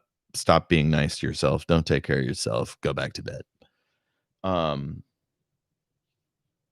And from what I've read and seen and heard, people say is that when they've come out of an abusive relationship like that, or a mental relationship like that, that a lot of times people thought they were fine. Right outside, I just watched a Battlestar Galactica episode about it, where a girl goes on a great date with somebody that she used to date, and then boom, blows her head off.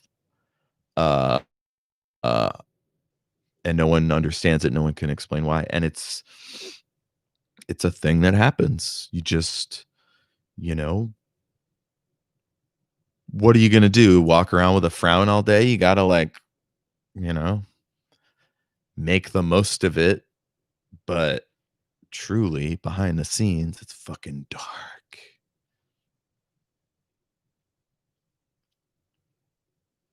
The beauty of this book, despite all my issues with it, and there are plenty, is just how real he gets. Like, he really taps in, man. Like, and maybe it's because he was a journalist. Maybe he'd been to enough war zones or seen the people through the Depression. He'd seen this shit firsthand, or at least read it off the ticker. For several days now, in late February, Doremus had noticed the insurance man. He said he was a Mr. Dimmick of Albany. He was a gray and tasteless man, in gray and dusty and wrinkled clothes, and his pop eyes stared with meaningless fervor. All over town you met him, at the 4 drugstores, at the shoe shine parlor, and he was always droning, "My name is Dimmick, Mr. Dimmick of Albany, New York. I wonder if I can interest you in a wonderful new form of life insurance policy. Wonderful." But he didn't sound as though he himself thought it was very wonderful. He was a pest. He was always dragging himself into some unwelcoming shop, and yet he seemed to sell few policies, if any. Not for 2 days did Doremus perceive that Mr. Dimmick of Albany managed to meet him an astonishing number of times a day.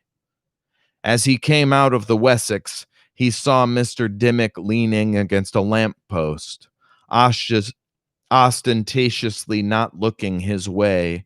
Yet 3 minutes later and 2 blocks away, Mr. Dimmick trailed after him into the Vermont Pool and Tobacco headquarters and listened to Doremus's conversation with Tom Aiken about fish hatcheries.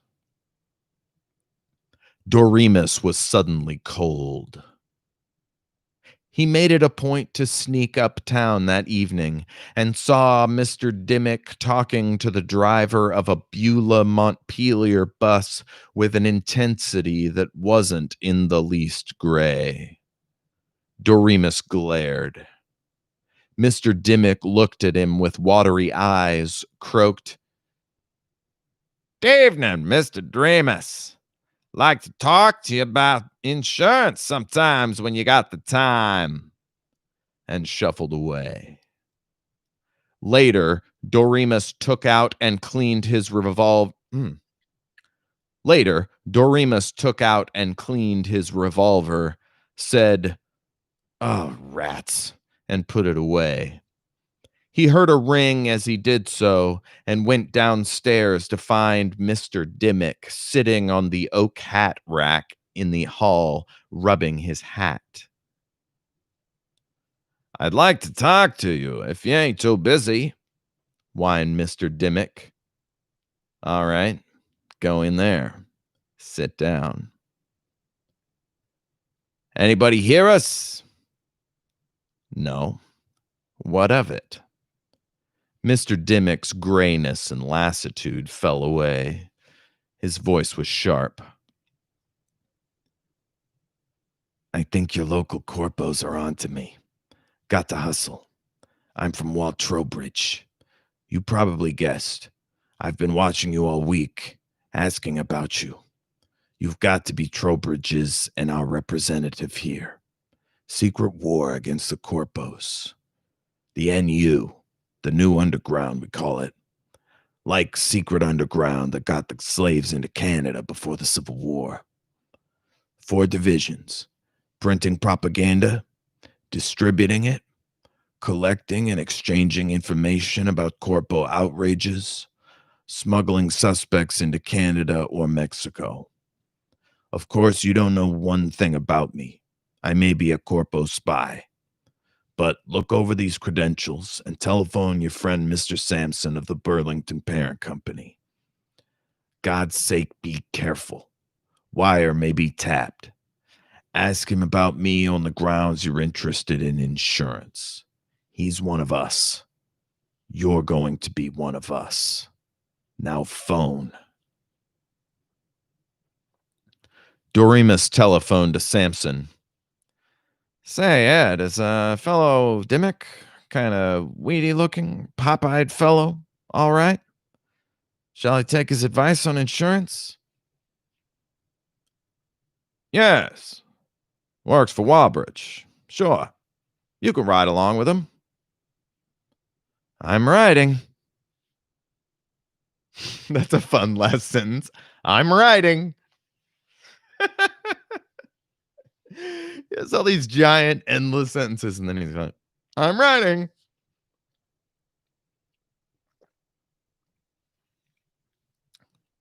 This is my shit. I love the spycraft. I love this.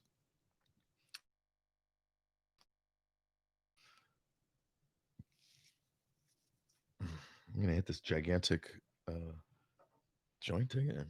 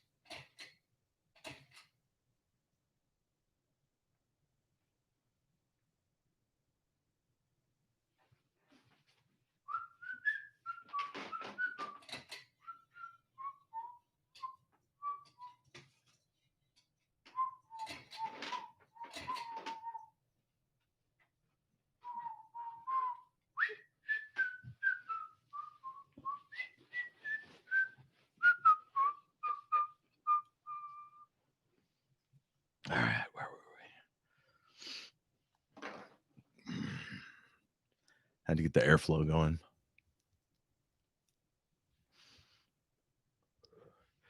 Chapter 26. The informer composing room closed down at 11 in the evening, for the paper had to be distributed to villages 40 miles away and did not issue a later city edition.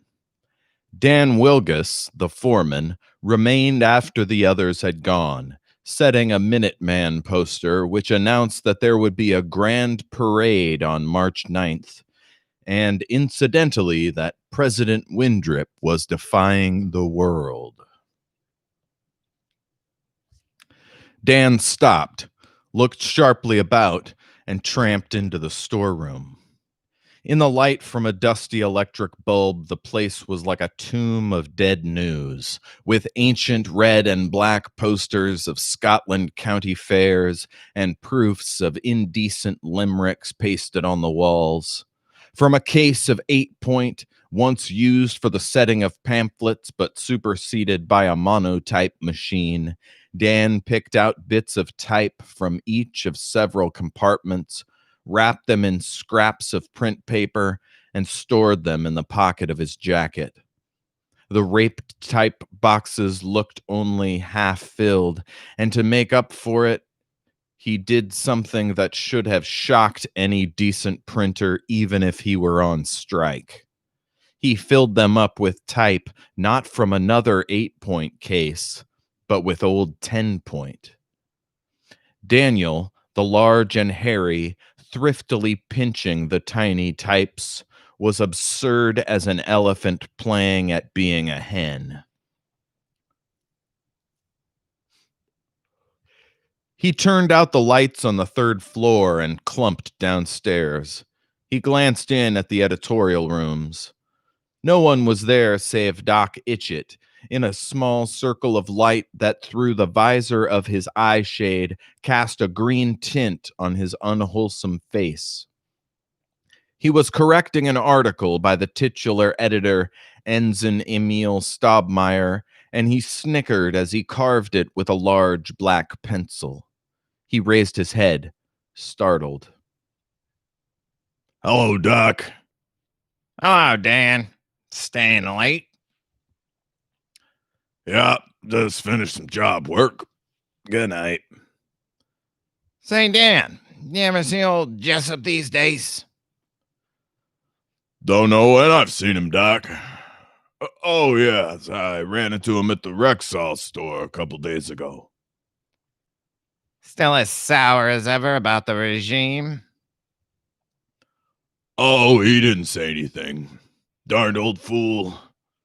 Even if he don't like all the brave boys in uniform, he ought to see the Jefe is here for keeps, by golly." Certainly ought to. And it's a swell regime.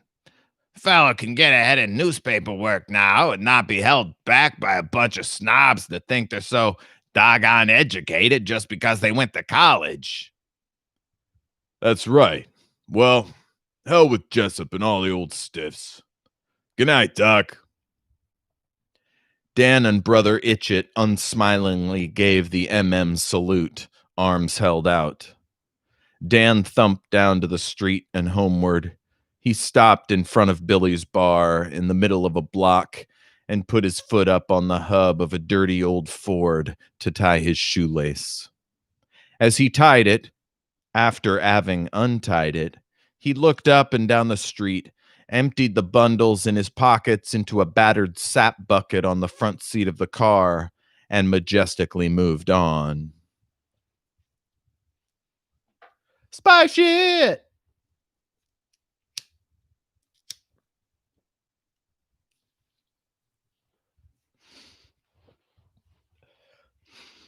Out of the bar came Pete Voutong, a French-Canadian farmer who lived up on Mount Terror.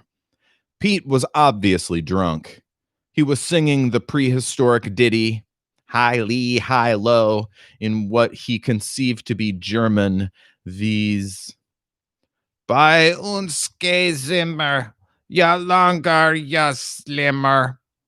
He was staggering so that he had to pull himself into the car, and he steered in fancy patterns till he had turned the corner.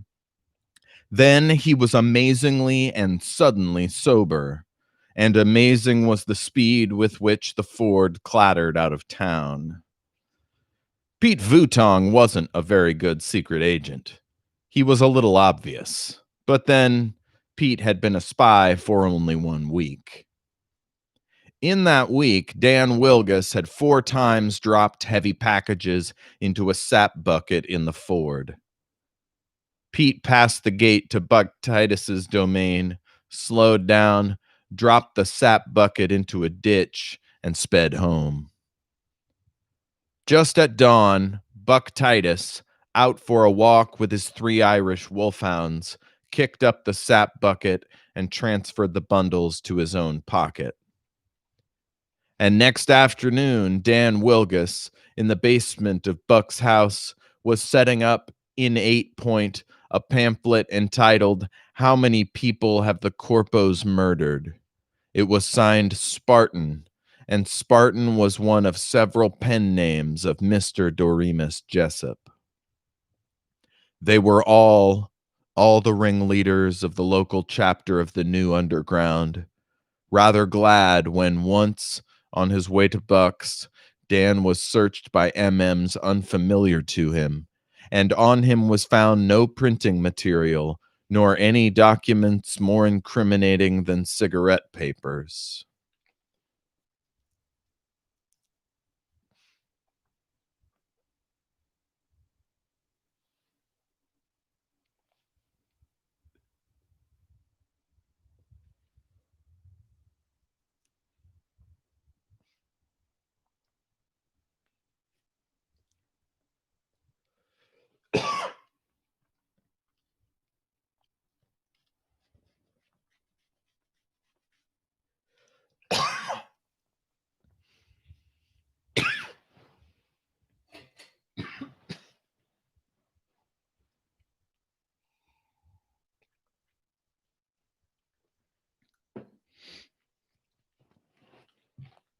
The corpos had made a regulation licensing all dealers in printing machinery and paper and compelling them to keep lists of purchasers, so that except by bootlegging, it was impossible to get supplies for the issuance of treasonable literature.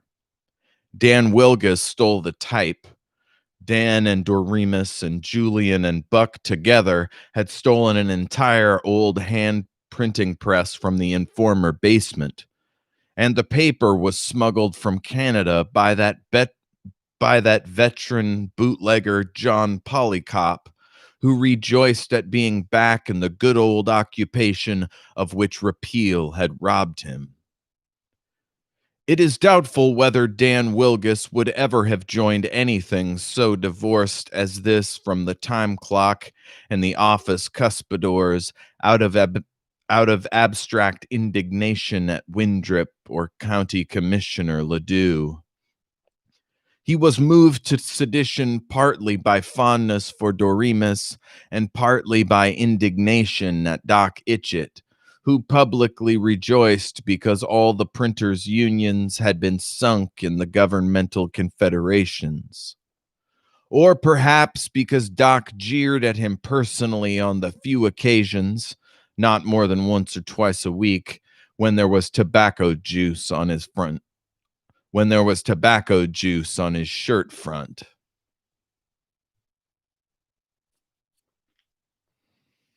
Gross.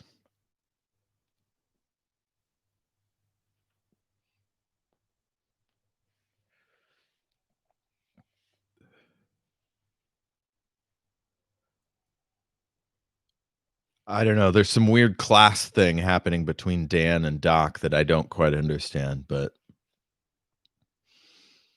I don't know. He's giving us Dan's motivation.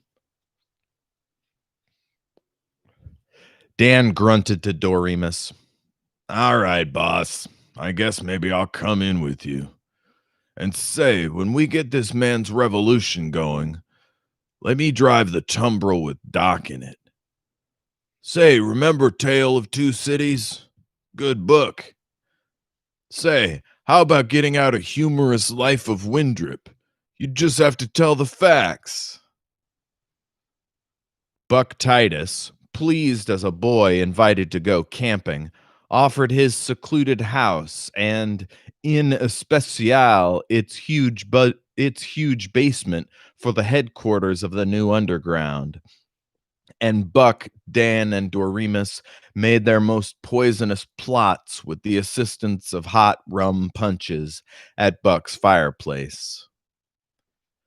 The Fort Beulah cell of the NU, as it was composed in mid-March, a couple of weeks after Doremus had founded it, consisted of himself, his daughters, Buck, Dan, Lorinda, Julian Falk, Dr. Olmsted, John Polycop, Father Parafix, and, he argued with the agnostic Dan, the atheist Polycop, more than he ever had with Buck, Mrs. Henry Veeder, whose farmer husband was in Trianon concentration camp, Harry Kinderman, the dispossessed Jew, Mungo Kitterick, that most un-Jewish and unsocialistic lawyer, Pete Vutong and Daniel Babcock, farmers, and some dozen others.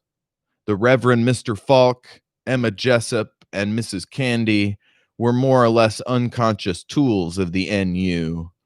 But whoever they were, of whatever faith or station, Doremus found in all of them the religious passion he had missed in the churches. And if altars, if windows of many-colored glass had never been peculiarly holy objects to him, he understood them now as he gloated over such sacred trash as scarred type and a creaking hand press.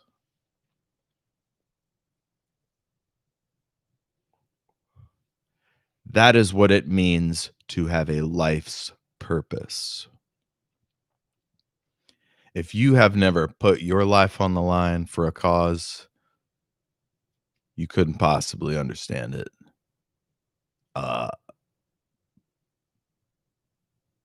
You know, it's like love. You don't know what it really is until you really do it, until you really have it, until you really find it. Once it was Mr. Dimmick of Albany again. Once another insurance agent who guffawed at the accidental luck of insuring Shad Ladou's new Lincoln. Once it was an Armenian peddling rugs. Once Mr. Sampson of Burlington looking for pine slashing for paper pulp. But whoever it was, Doremus heard from the new underground every week. He was busy as he had never been in newspaper days, and happy as on youth's adventure in Boston. Humming and most cheerful, he ran the small press with the hearty bump, bump, bump of the foot treadle, admiring his own skill as he fed in the sheets. Lorinda learned from Dan Wilgus to set type with more fervor than accuracy about EI and IE. Emma and Sissy and Mary folded news sheets and sewed up pamphlets by hand, all of them working in the high old brick-walled basement that smelled of sawdust and lime and decaying apples. Aside from pamphlets by Spartan and by Anthony B. Susan, who was Lorinda, except on Fridays, their chief illicit publication was Vermont Vigilance, a 4-page weekly which usually had only 2 pages, and, such was Doremus's unfettered liveliness, came out about 3 times a week. It was filled with reports smuggled to them from other NU cells, and with reprints from Walt Trowbridge's Lance for Democracy and from Canadian, British, Swedish, and French papers whose correspondents in America got out by long-distance telephone news which Secretary of Education McGoblin, head of the government press department, spent a good part of his time denying. An English correspondent sent news of the murder of the president of the University of Southern Illinois, a man of 72 who was shot in the back while trying to escape out of the country by long distance telephone to Mexico City, from which the story was relayed to London. Doremus discovered that neither he nor any other small citizen had been hearing 1/100th of what was going on in America. Windrip and Co. had, like Hitler and Mussolini, discovered that a modern state can, by the triple process of controlling every item in the press, breaking up at the start any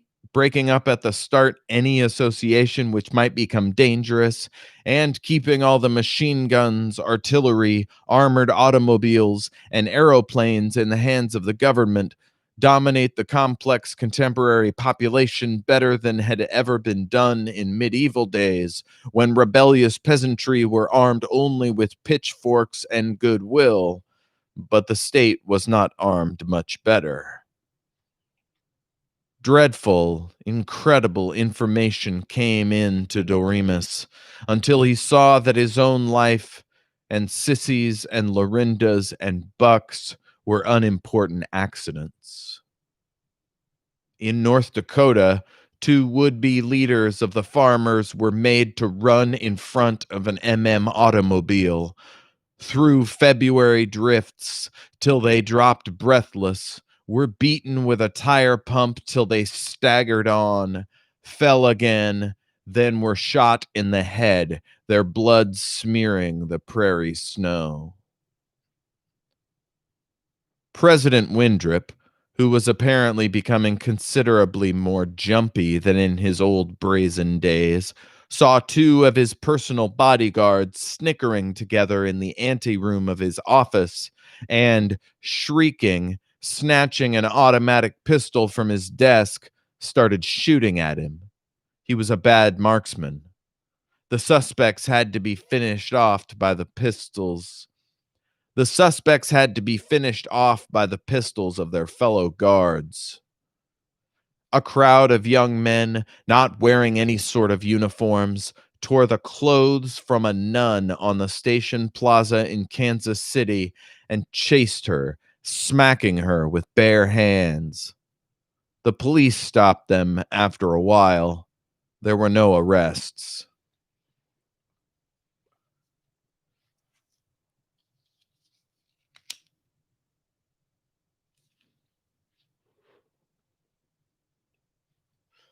It's fucked up because the stuff you hear about this stuff happening. This is why I'm so vigilant about pointing out terrible things that the Trumpsterites do or say,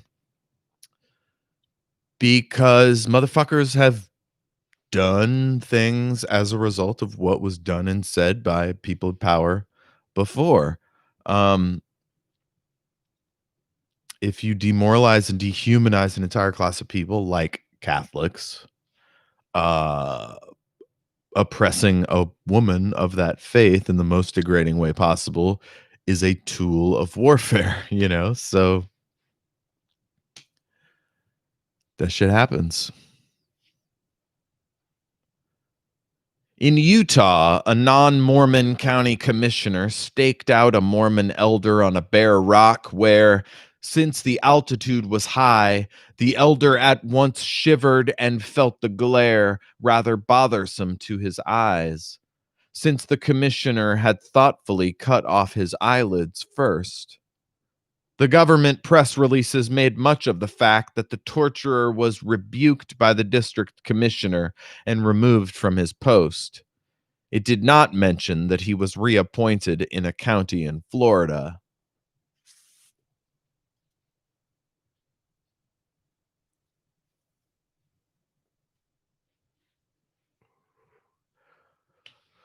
This posits a world in which a non-Mormon could oppress a Mormon in Utah at any point and get away with it.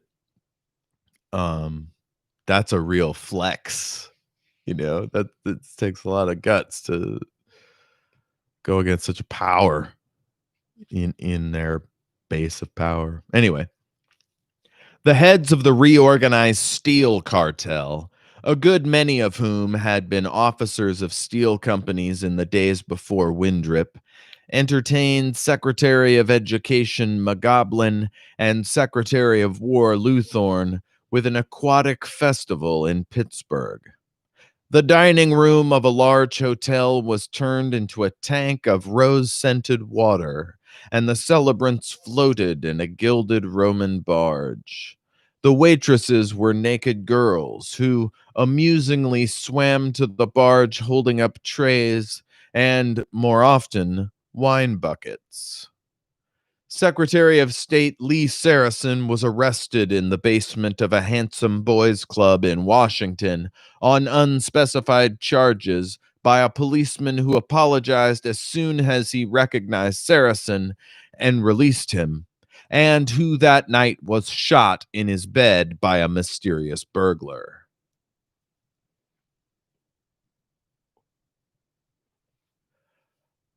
Okay.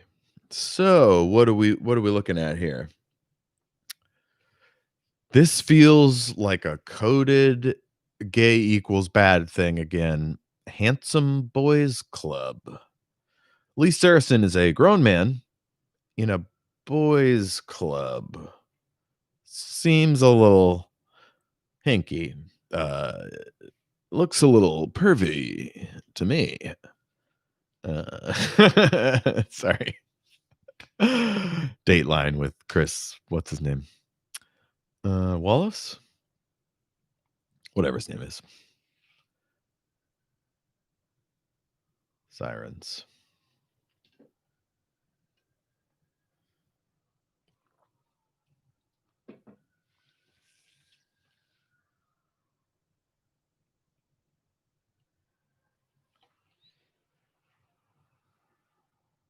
I'm just going to go ahead.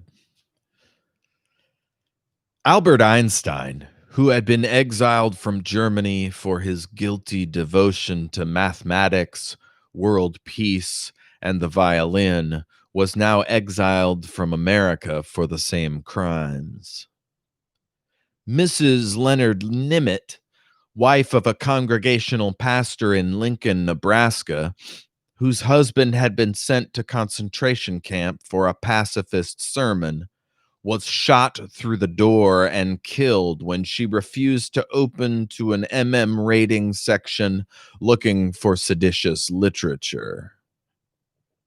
In Rhode Island, the door of a small Orthodox synagogue in a basement was locked from the outside after thin glass containers of carbon monoxide had been thrown in. The windows had been nailed shut, and anyway, the 19 men in the congregation did not smell the gas until too late. They were all found slumped to the floor, beards sticking up. They were all over 60. Tom Krell, but his was a really nasty case because he was actually caught with a copy of Lance for Democracy and credentials proving that he was a new underground messenger. Strange thing, too, because everybody had respected him as a good, decent, unimaginative baggage man at a village railroad depot in New Hampshire, was dropped down a well with 5 feet of water in it, a smooth-sided cement well, and just left there.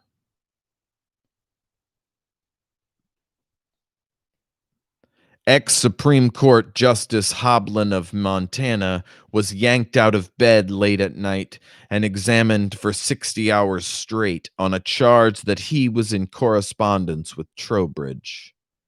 It was said that the chief examiner was a man whom, years before, Judge Hoblin had sentenced for robbery with assault.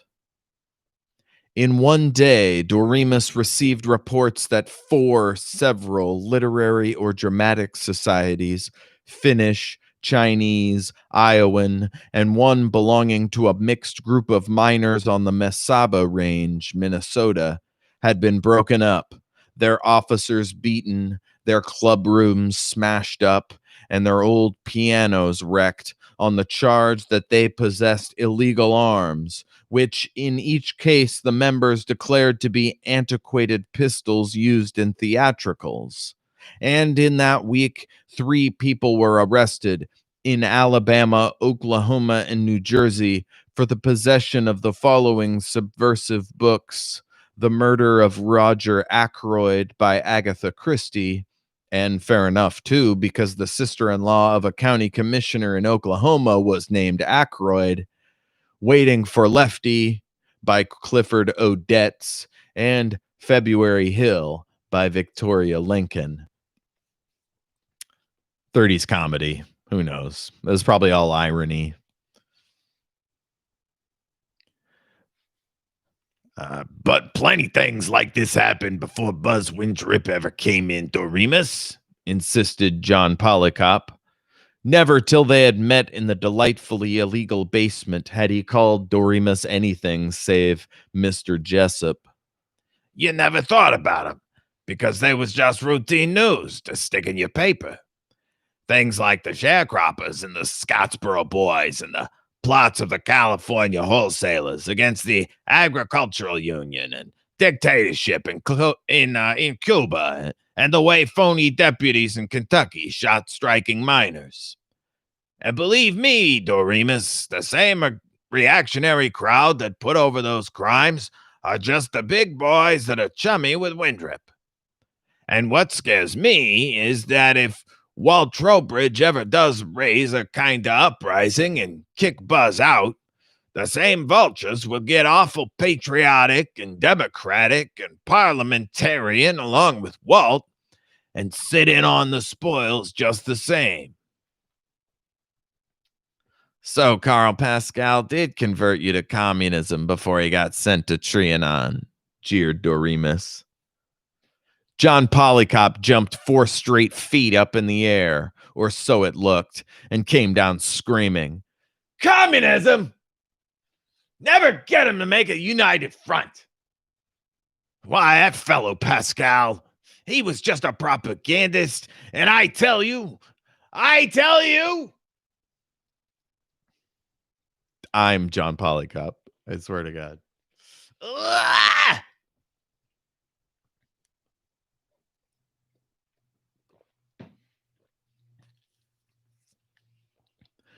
Doremus's hardest job was the translation of items from the press in Germany, which was most favorable to the corpos. Sweating, even in the March coolness in Buck's high basement, Doremus leaned over a kitchen table, ruffling through a German-English lexicon, grunting, tapping his teeth with a pencil, scratching the top of his head, looking like a schoolboy with a little false gray beard, and wailing to Lorinda, "Now how in the heck would you translate hat noch immer eine schweitzerige Stellung den Juden gegenüber?" She answered, "Why, darling, the only German I know is the phrase that Buck taught me for God bless you. Verfluchter Schweinhund." That's a stupid joke. Just, it's some dumb word with black dog. Man. He translated word for word from the Volkischer Beobachter and later turned into comprehensible English this gratifying tribute to his chief and inspirer. "America has a brilliant beginning begun. No one congratulates President Windrip with greater sincerity than we Germans. The tendency points as goal to the founding of a folkish state. Unfortunately, is the president not yet prepared with the liberal tradition to break. He holds still ever a two-meaning attitude, the Jews vis-a-vis. We can but presume that logically this attitude change must, as the movement forced is the complete consequences of its philosophy to draw. Ahasver, the wandering Jew, will always the enemy of a free, self-conscious people be. And America will also learn that one even so much with Jewry compromise can as with the bubonic plague. From the new masses, still published surreptitiously by the communists at the risk of their lives, Doremus got many items about miners and factory workers who were near starvation and who were imprisoned if they so much as criticized a straw boss.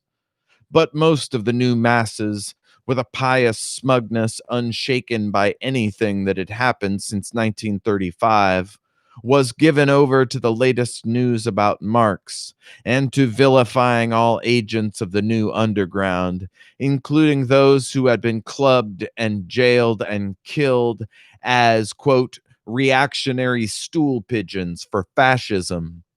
And it was all nicely decorated with a Gropper cartoon showing Walt Trowbridge in uniform kissing the foot of Windrip.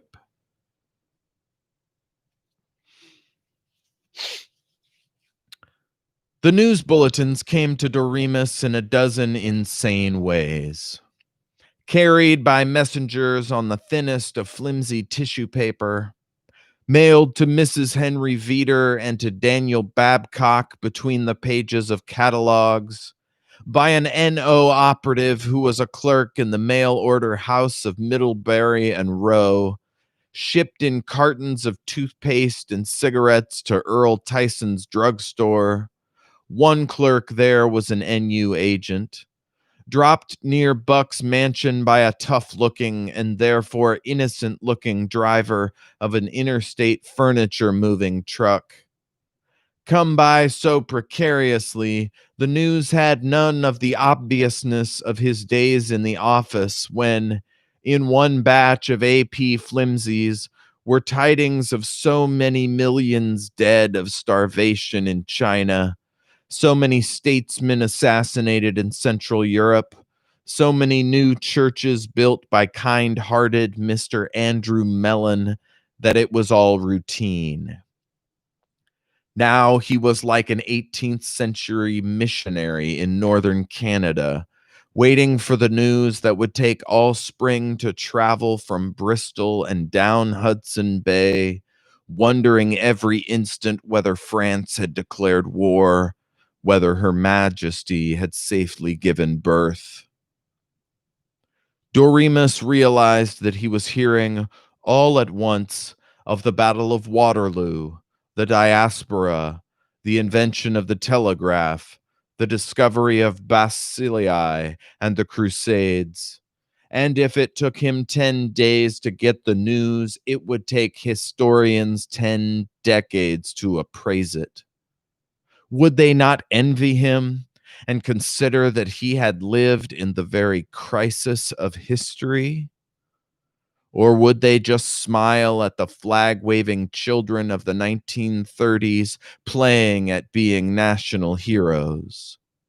For he believed that these historians would be neither communists, nor fascists, nor bellicose American or English nationalists, but just the sort of smiling liberals that the warring fanatics of today most cursed as weak waverers.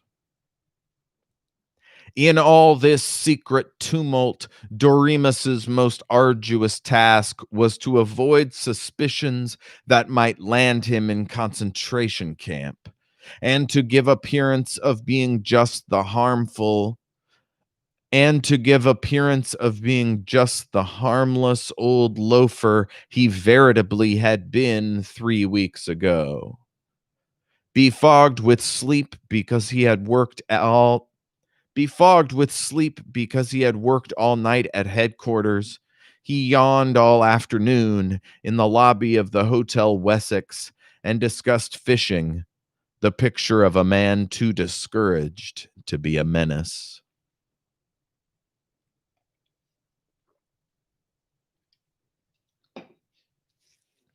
He dropped now and then on evenings when there was nothing to do at Buck's, and he could loaf in his study at home and shamefully let himself be quiet and civilized into renewed longing for the ivory tower.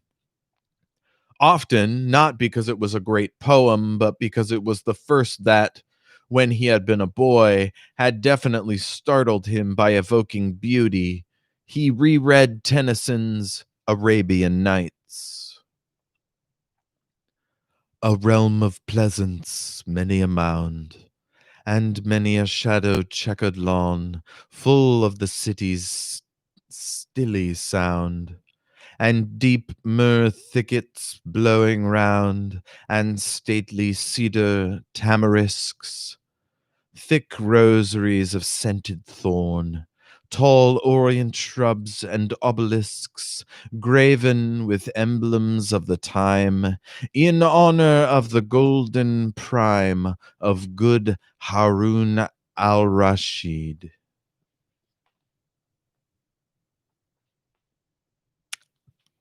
I don't know.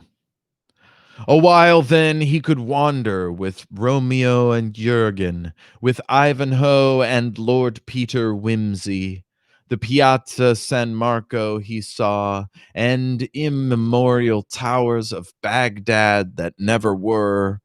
With Don John of Austria he was going forth to war, and he took the golden road to Samarkand without a visa. But Dan Wilgus setting type on proclamations of rebellion,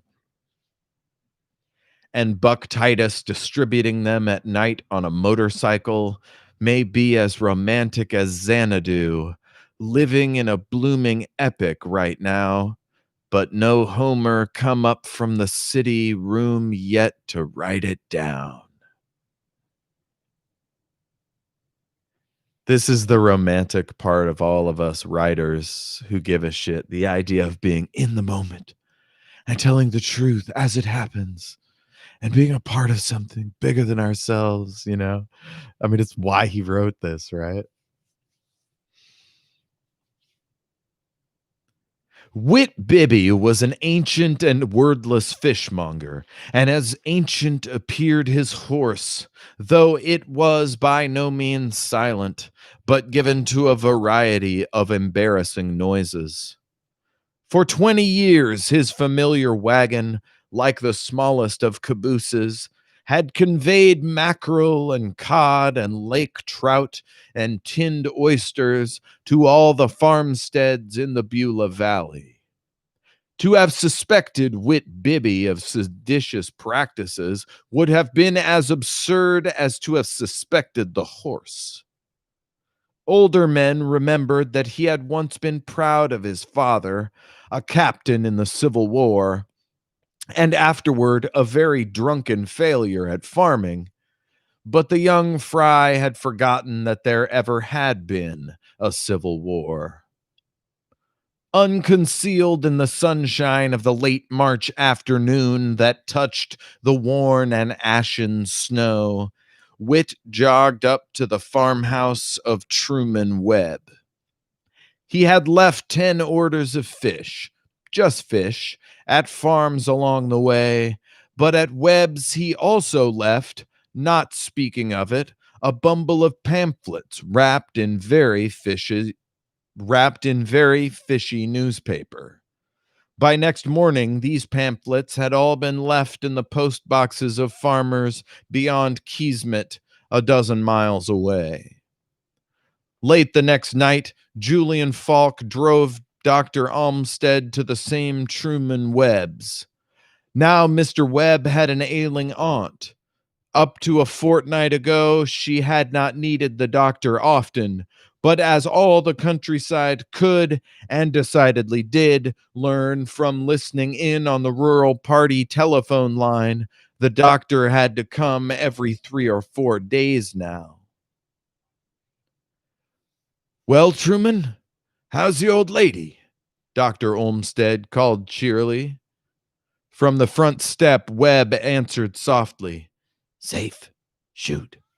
I've kept a good lookout."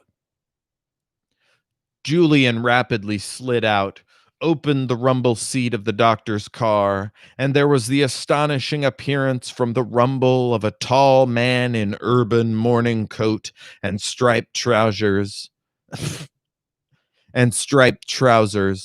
A broad felt hat under his arm, rising, rubbing himself, groaning with the pain of stretching his cramped body. The doctor said, Truman, we've got a pretty important Eliza with the bloodhounds right after him tonight. Congressman Ingram, Comrade Webb. Huh. Never thought I'd live to be called one of these comrades, but mighty pleased to see you, Congressman. We'll put you across the border in Canada in 2 days. We've got some paths right through the woods along the border, and there's some good hot beans waiting for you right now. The attic in which Mr. Ingram slept that night, an attic approached by a ladder concealed behind a pile of trunks, was the underground station, which, in the 1850s, when Truman's grandfather was agent, had sheltered 72 various black slaves escaping to Canada. And on the wall above Ingram's weary, threatened head was still to be seen, written in charcoal long ago, "Thou preparest a table for me in the presence of mine enemies."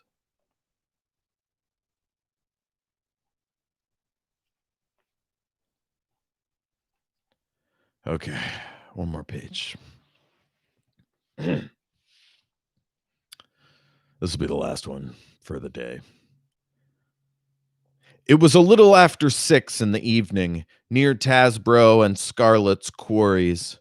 John Polycop, with his wrecker car, was towing Buck Titus in his automobile. They stopped now and then, and John looked at the motor in Buck's car very ostentatiously, in the sight of MM patrols who ignored so obvious a companionship. They stopped once at the edge of Tasbro's deepest pit. Buck strolled about, yawning, while John did some more tinkering. "Right," snapped Buck.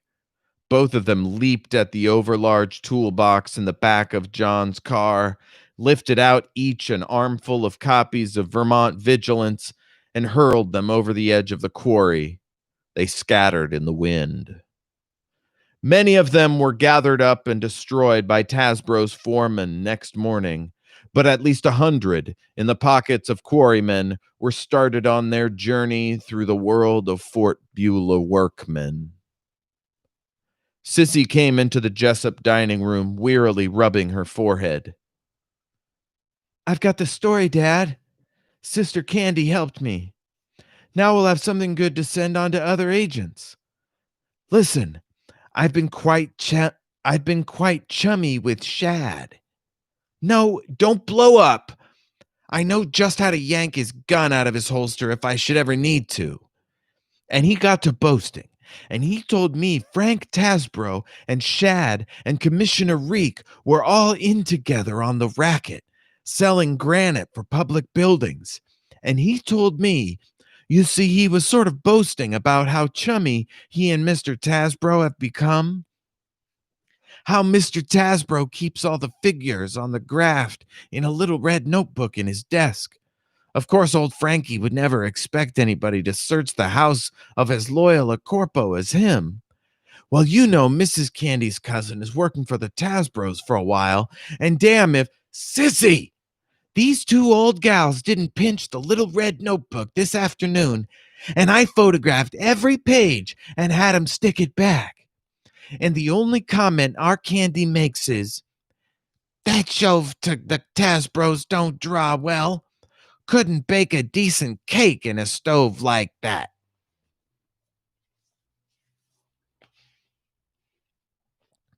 I don't understand that 30s comedy at the end there, but pretty cool that Sissy's on that shit. Right on, Sissy. Well, book's getting good. We're into that spycraft business. We're into that ordinary people doing good business that I love so much that my books are full of. If you're interested, once again, listen to me read it here on YouTube or on the podcast. Everything is awesome. Shattered Worlds, Day One is the book. Um, yeah.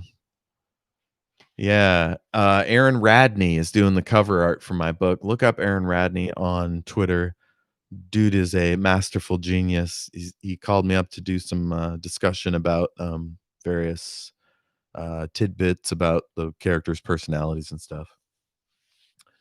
Try to nail down their descriptions. I've been very vague about the characters' like specific looks.